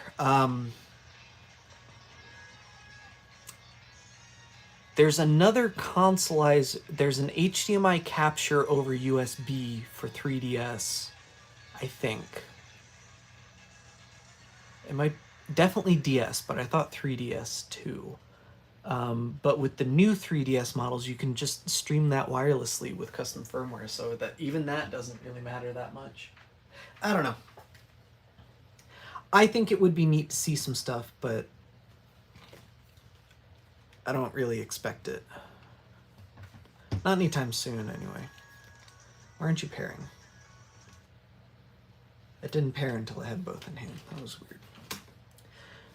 Let me turn this thing off because I gotta unplug my SD card, and I think my game is on the SD card. Or at least the DLC might be. So far, so good, though.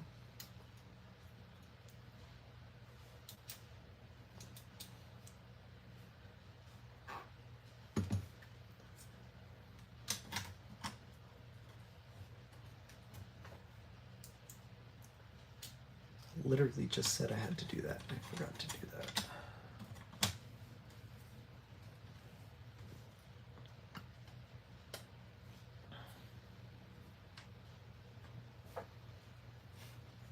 It's not fitting, and I don't know why.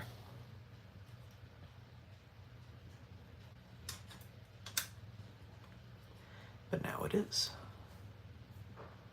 How bizarre. I'm getting ahead of myself anyway, though. I got to install the kickstand, which... Hang on.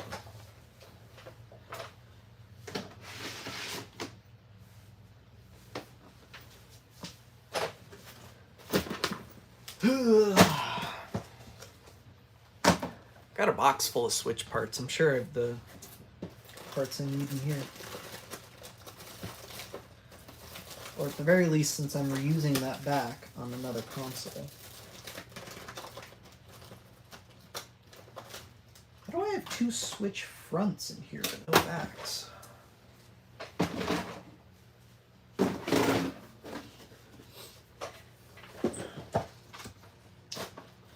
Because it was the wrong box.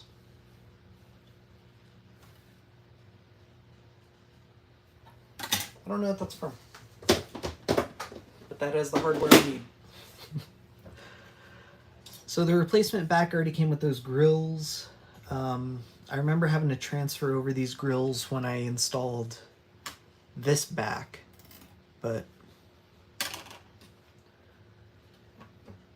Oh, you know what? I do want that, though.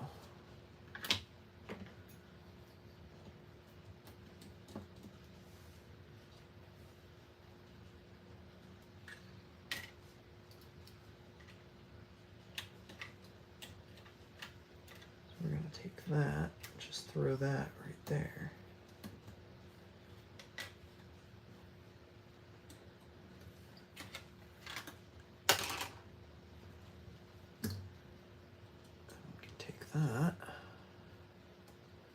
That right there. And then does this take the same screws? No, there's no way. That's what these are for.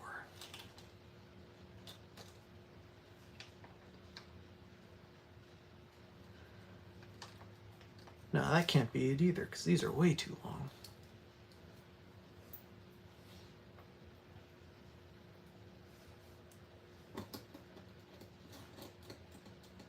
Yeah. It's the right thread, but it's too long.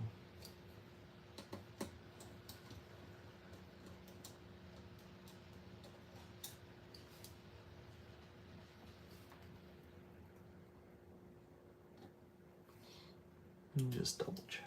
I really don't think it is. Yeah, no way.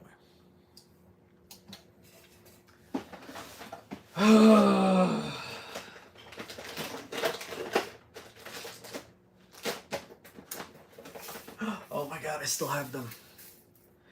Oh my god, they're all so long. Ooh, those aren't.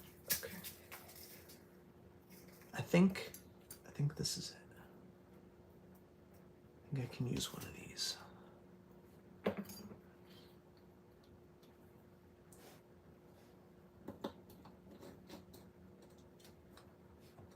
Yeah, buddy. Okay, so those are M1.6 screws.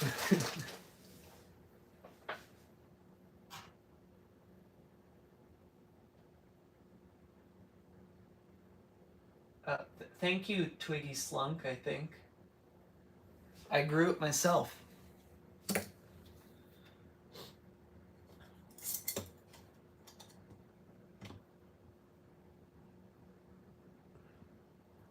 No, I did just trim up that unkempt growth, though.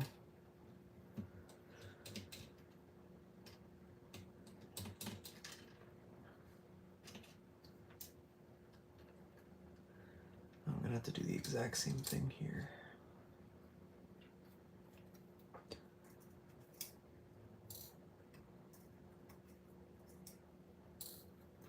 I bought this assorted thing of eyeglass screws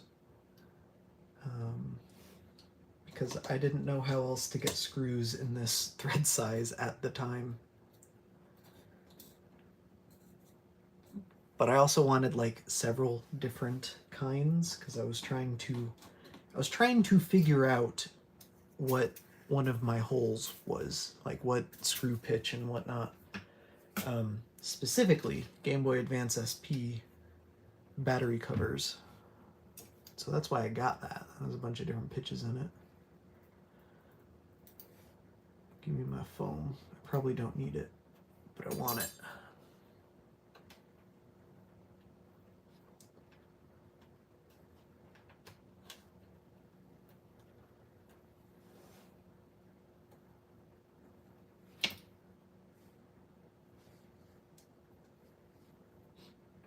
I don't know what all that's supposed to do aside from probably keeping dust where dust ought not be. Which I don't think matters when you have a laminated screen. Probably keeps the inside of the console cleaner though, so we'll go for it.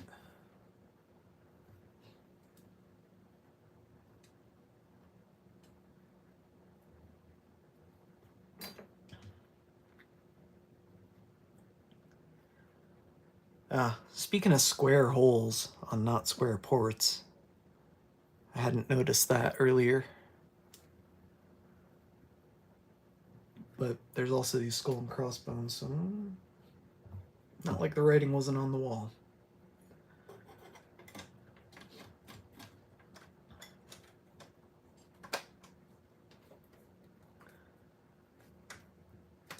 Hey, come on. You know you wanna. There it goes. I was pushing that direction, not towards the screen. That's what these screws are for then. Oh, so these would have come with the front panel, not the back panel. I thought they came with the back panel. That's my bad.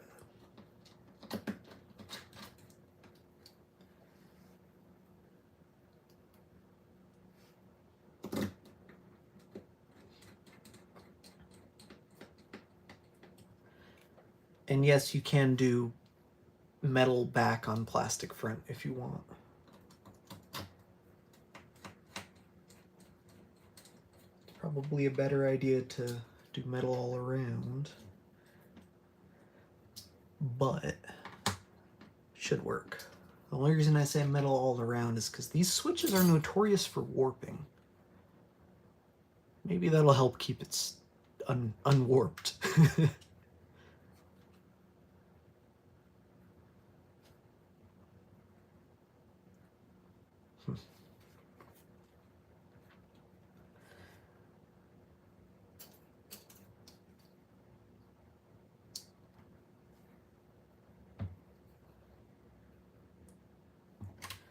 This probably ain't it.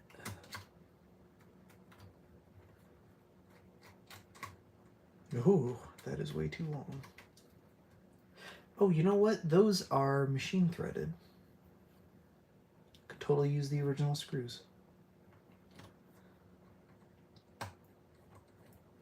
Yep.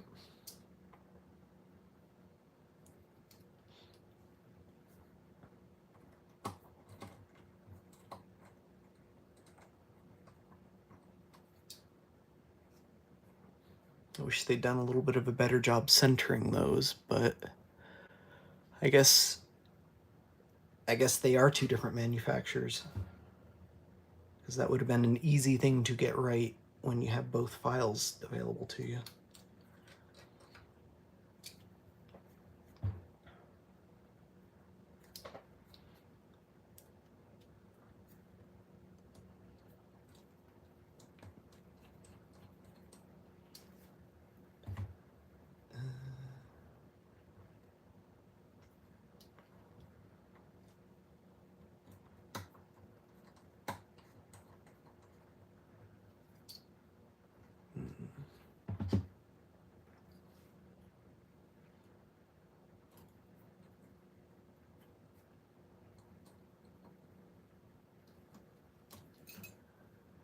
I don't know. I think we're good.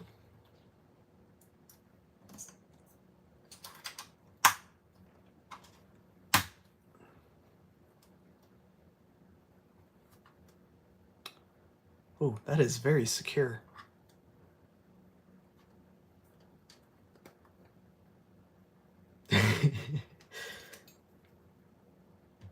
That is very secure. This is a relatively new kickstand that I just bought from Nintendo. Oh, that's exactly what I was afraid of. And I marked it up. God damn if it ain't secure though.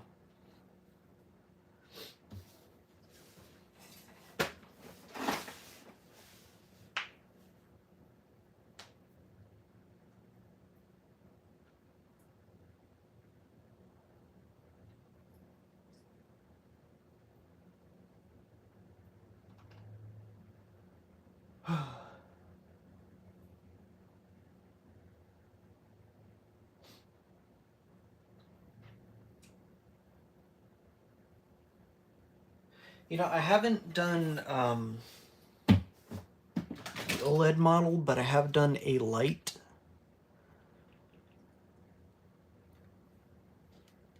The soldering is very not beginner friendly. I really don't recommend it unless you're very comfortable. It's a lot easier to do now, but there's also a small divot of rubber that I accidentally removed. I mean, it feels very secure though, so that's pretty nice. I unironically like how it looks. Very clean, very simple design.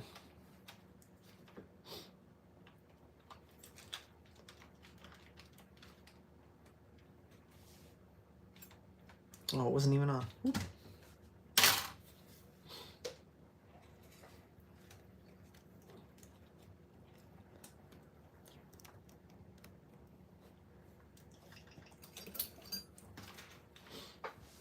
Yeah, yeah.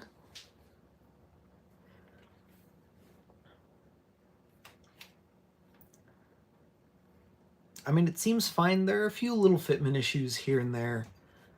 I don't necessarily know who's to blame for this gap between the cartridge slot cover and the housing. I'm using an aftermarket cartridge slot cover, and the housing might be designed around the shape of an OEM one, or vice versa. I don't know. There's a little bit of a gap here, a little bit of a gap right here. But again, different manufacturers. Hard to really get mad about that. It doesn't line up in this corner, so there's a bit of a sharp edge. I could file that down, I suppose.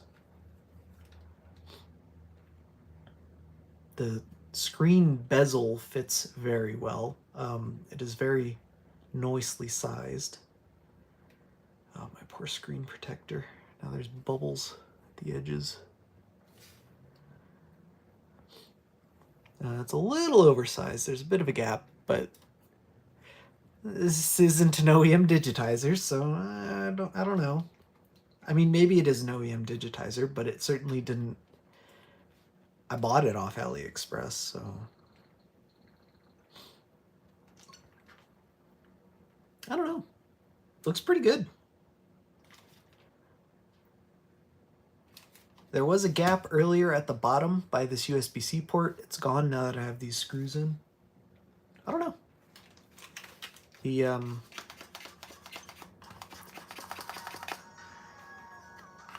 The transition between materials, like my fingernail isn't getting caught. You can, it gets caught a little down here, but it's pretty well aligned. I can't do that same thing on the top because my Joy-Con's a little bulged out, but I don't know. It seems pretty good.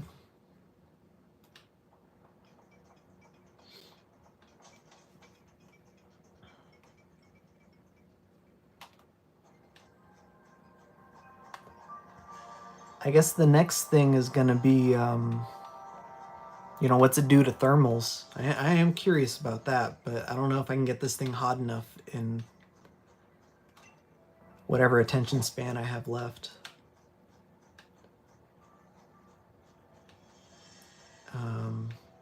I don't think the Switch itself will perform any worse. And that might be a little bit hard to quantify too, because there's no real benchmarking tools for Switch.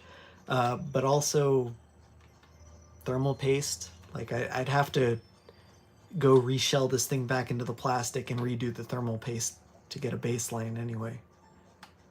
So that's not happening, but I don't know. Seems fine.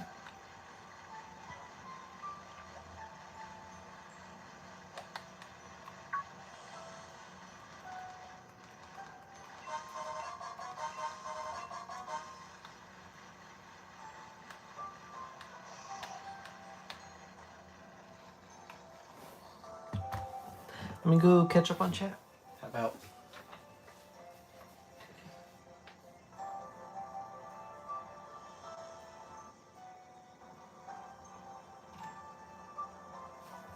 Yeah, I don't know if this kickstand is tight because of metal or if it's tight because the kickstand itself is literally brand new. Could be a little bit of both. When I reshelled this thing, I had to make an order through Nintendo Store for... No, it wasn't even when I reshelled it. It was recently when I bought this controller. I was ordering through the Nintendo Store anyway, and a new kickstand was like $5 or less or something like that. And I'm like, screw it, I'll buy that and have a nice clicky, springy, fresh kickstand on the Switch that I actually use, and I did exactly that. And then the switch lives in the dock, so yeah, I don't know. But I mean, the housing's pretty good. There is a little bit of backlight bleed in this cutout up here. I don't really know why there's a cutout right here, but there is. And you can see the backlight of the LCD in there. So yeah, be careful. If anything gets in there, it's gonna hurt the backlight of this thing. I don't really like that. I might make a plug to put in here. Just give a little bit of extra protection.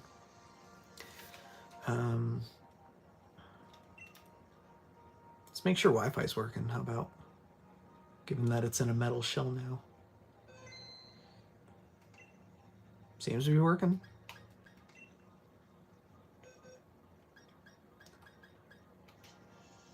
Let's do a surprise trade, huh?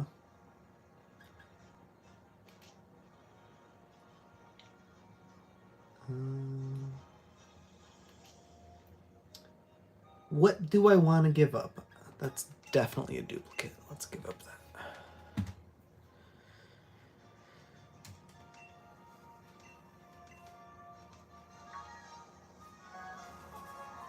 I'll see what spam I get.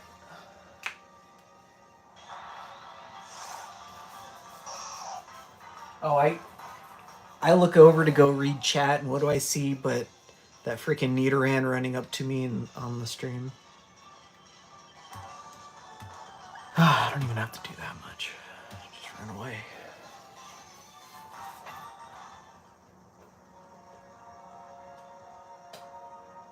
No, so the antenna is under here. There's this cutout for the antenna, and there's a little grill in there.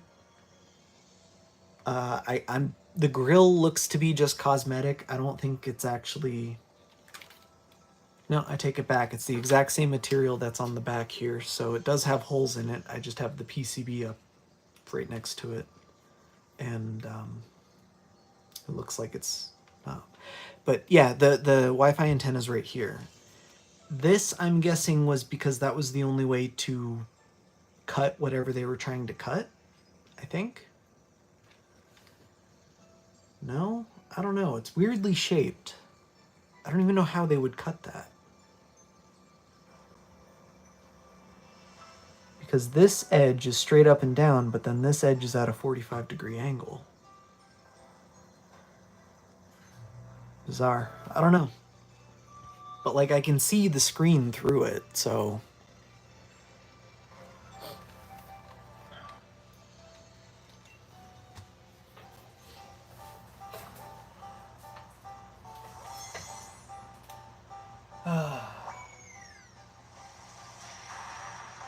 Oh, Broly, in Pokemon Shield and Sword, I guess, what I'm playing, in the DLC, you can have your Pokemon follow you around. Like Heart Gold and Soul Silver. So, like, I could do this, and some Pokemon are disappointingly small, but...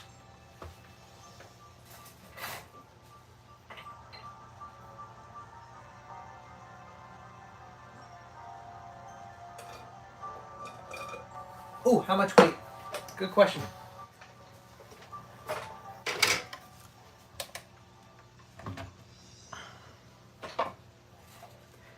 This whole thing is 473 grams, or 1 pound and 0.6 ounces? I don't know.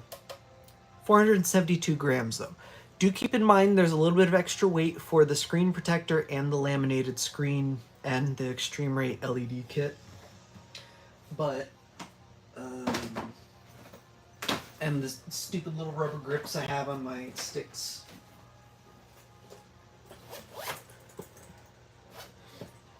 And the game in the slot and blah blah. But here is a mostly stock switch with a screen protector on it, and that is 414 grams. whereas this one was 473. Fuck all of the difference. The Switch is already a heavy console. It's not the shell that makes it heavy.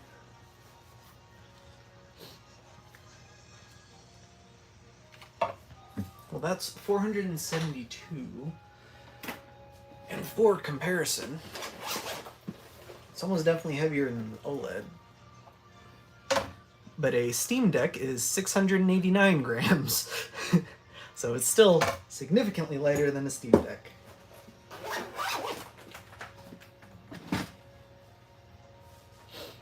But a Switch Lite is 284 grams.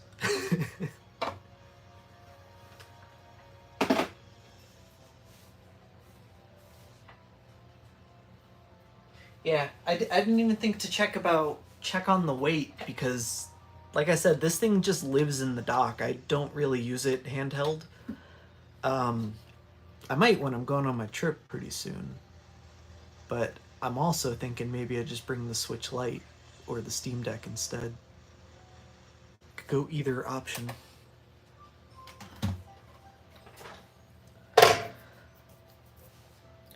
Or maybe I just bring neither because I probably won't have that much time. Curious how much the Aya Neo weighs, because that thing is way too heavy.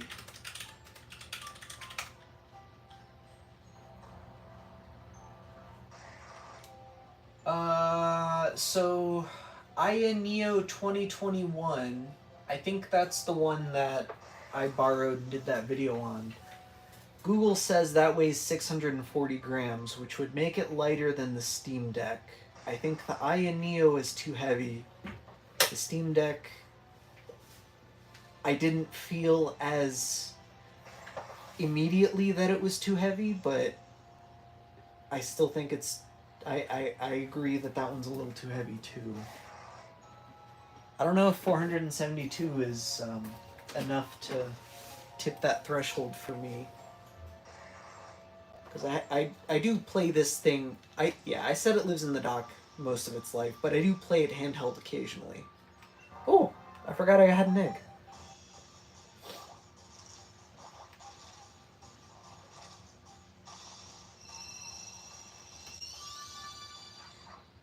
Oh, let me ask you a question.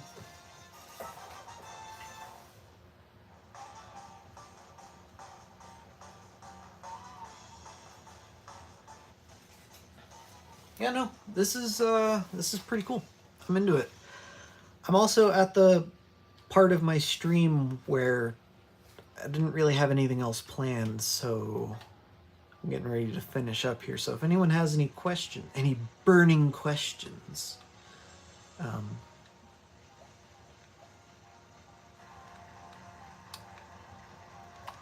can talk about lots of stuff. I don't know what people need to know. I still need... What's that stupid little squirrel thing? I don't know if you can get it where I am. Emolga, that's it. I have this one. This one's the common one.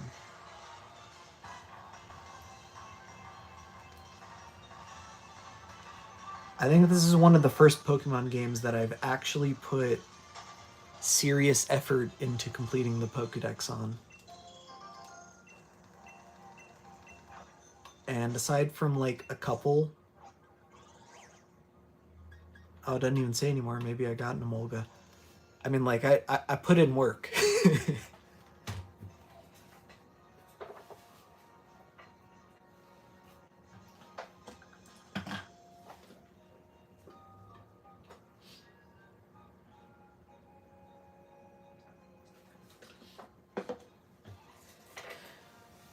Console feels pretty solid.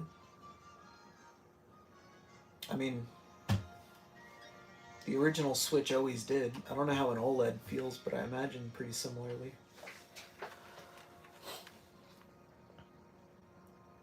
For what it's worth, it is perfectly straight now, though, so that's nice. My other Switch, this thing, Yeah, here it is. Get it out of here. There we go. I don't know how well you can see that bend, but if I take a straight edge, I don't even have a ruler. How does that work?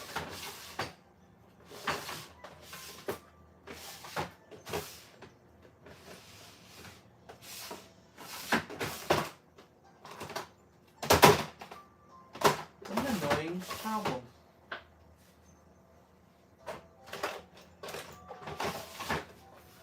Okay, never mind. I somehow don't have a straight edge anywhere in my immediate vicinity.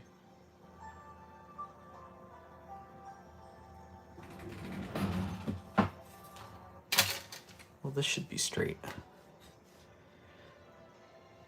You can see how much of an air gap there is, right?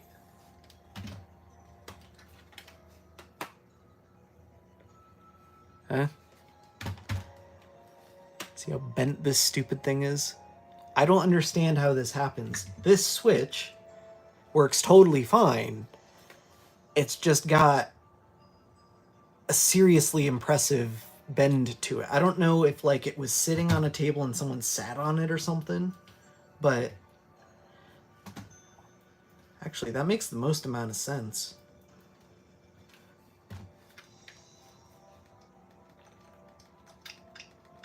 But like this Joy-Con, the A button on it sucks, but the Switch itself is totally fine.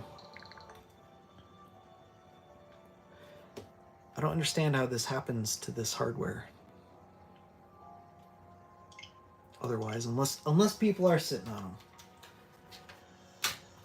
But I wonder if a metal housing would have been all I need to straighten that thing out.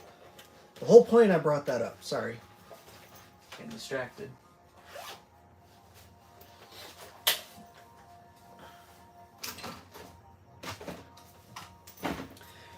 Oh, I totally promised experiments, didn't I? And I forgot to do experiments. I have no idea if this is an immediate thing or a delay, but I'm gonna take isopropyl alcohol and just swab it all over here.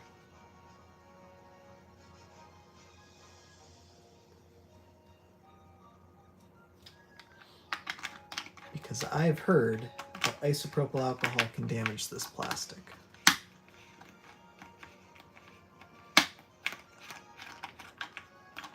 And while this test can't rule that out, it can at the very least confirm it.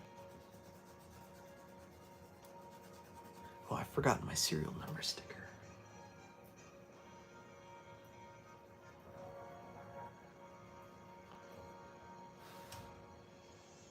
It's not doing anything short term. I'll have to report back tomorrow or something if it's cracked.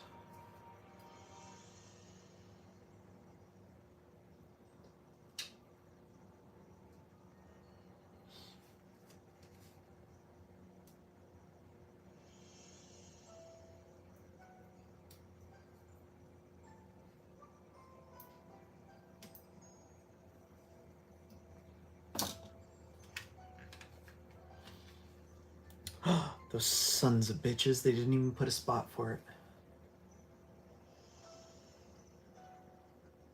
Really not surprised.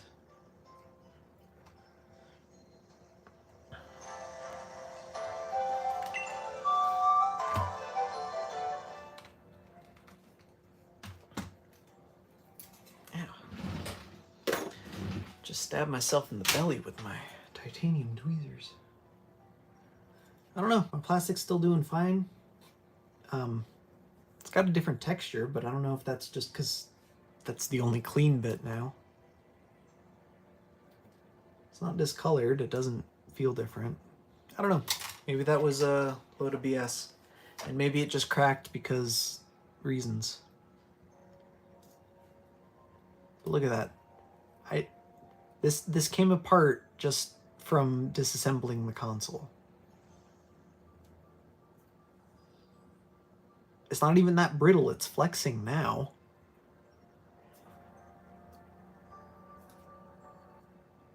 Yeah, I don't know. Since a lot of it's centered around the vent, either it has something to do with the intersection of plastic and the mold as they were shooting this, or it's heat related.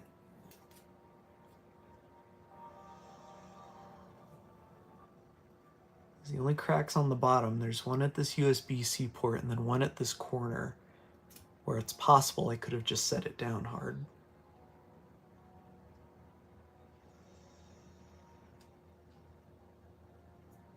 Another one here, another one here.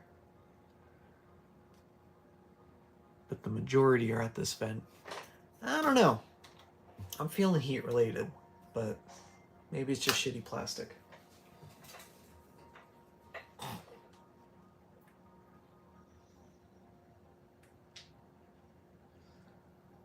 I don't know, guys. I think that's about all I've got. I mean, I did exactly what I set out to do. It's getting warm. Like, I can tell it's no longer room temperature warm, but by no means uncomfortable.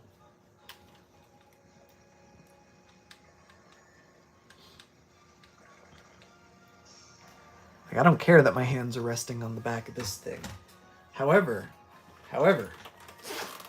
there is a reason I brought this up.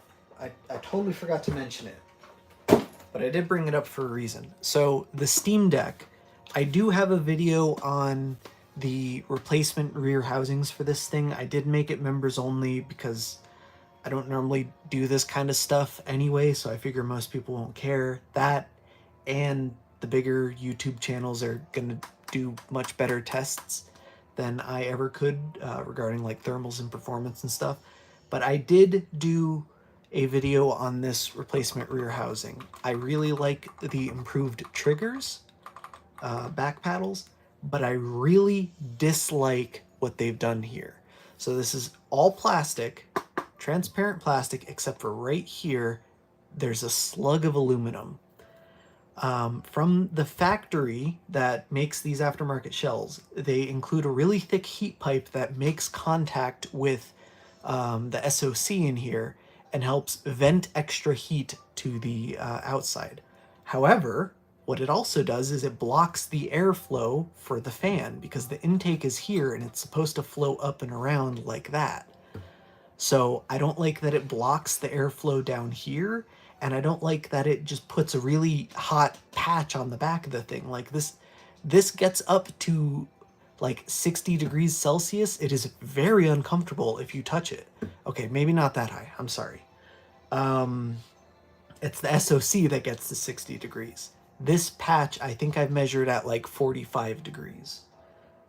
I have a thermal camera. I'll have to dig up the pictures because gotta put my money where my mouth is on that one. I don't like it. This thing so far is not that.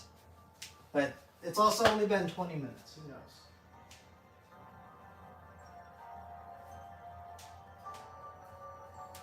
Oh, yes, it's still on. I left this thing on my kitchen counter. Totally forgot about it. Fleer. Hopefully it doesn't make me plug the stupid thing in.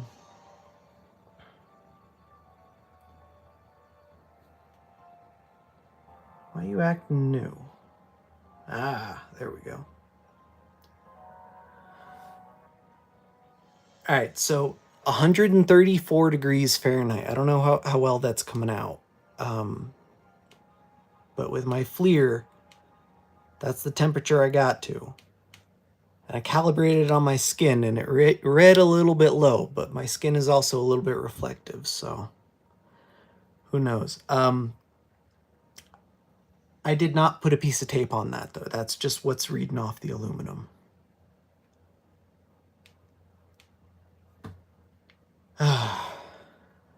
Either way, it gets uncomfortably hot. I don't like that. So not 45 degrees Celsius either. 'Cause, what is that? 143. Oh shit, that is 60 degrees Celsius. There you go.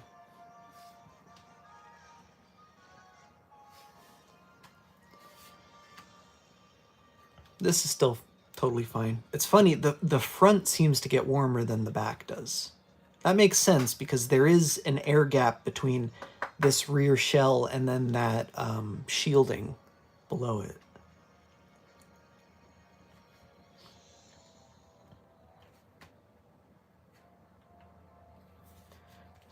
I don't know why it went offline just now.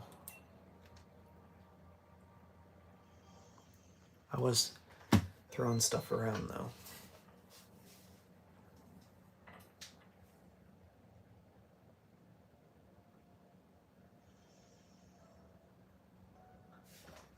But anyway, yeah. If you get one of these Steam Deck rear housings, don't install the thermal pad. Like, scrape it off. It's fucked. When you're holding this thing normally, your fingers are millimeters from the darn thing. Like, it's stupid. I don't care what it does for cooling. It already performs good enough. Not to mention, that makes me worry about cooling other components. They mentioned, I think Valve mentioned this explicitly, that the airflow in there is designed to be routed around the VRMs for the charging. So if you have your thing plugged in and charging and your airflow is obstructed, it could overheat that IC or something like that. Something of the sort. Either way, I don't like it. Mine's been fine, but I don't recommend it.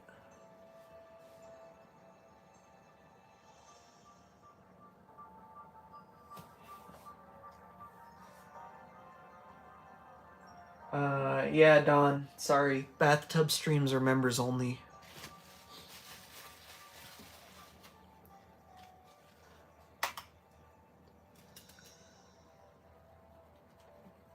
I'm gonna have to dig up that extreme rate thing that I'm thinking of.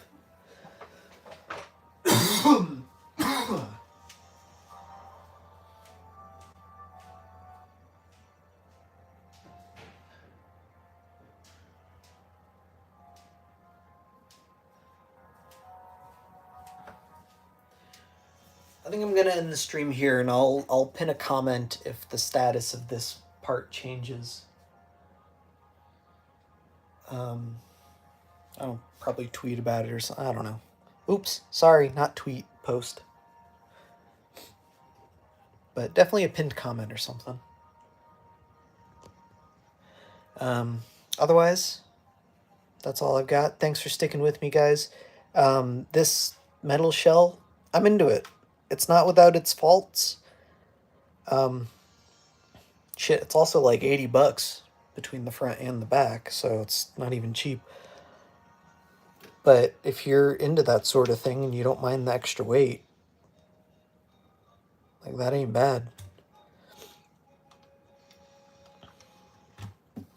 I wonder how well this thing would put up to getting sat on now. Thoughts to ponder. Catch you all next time.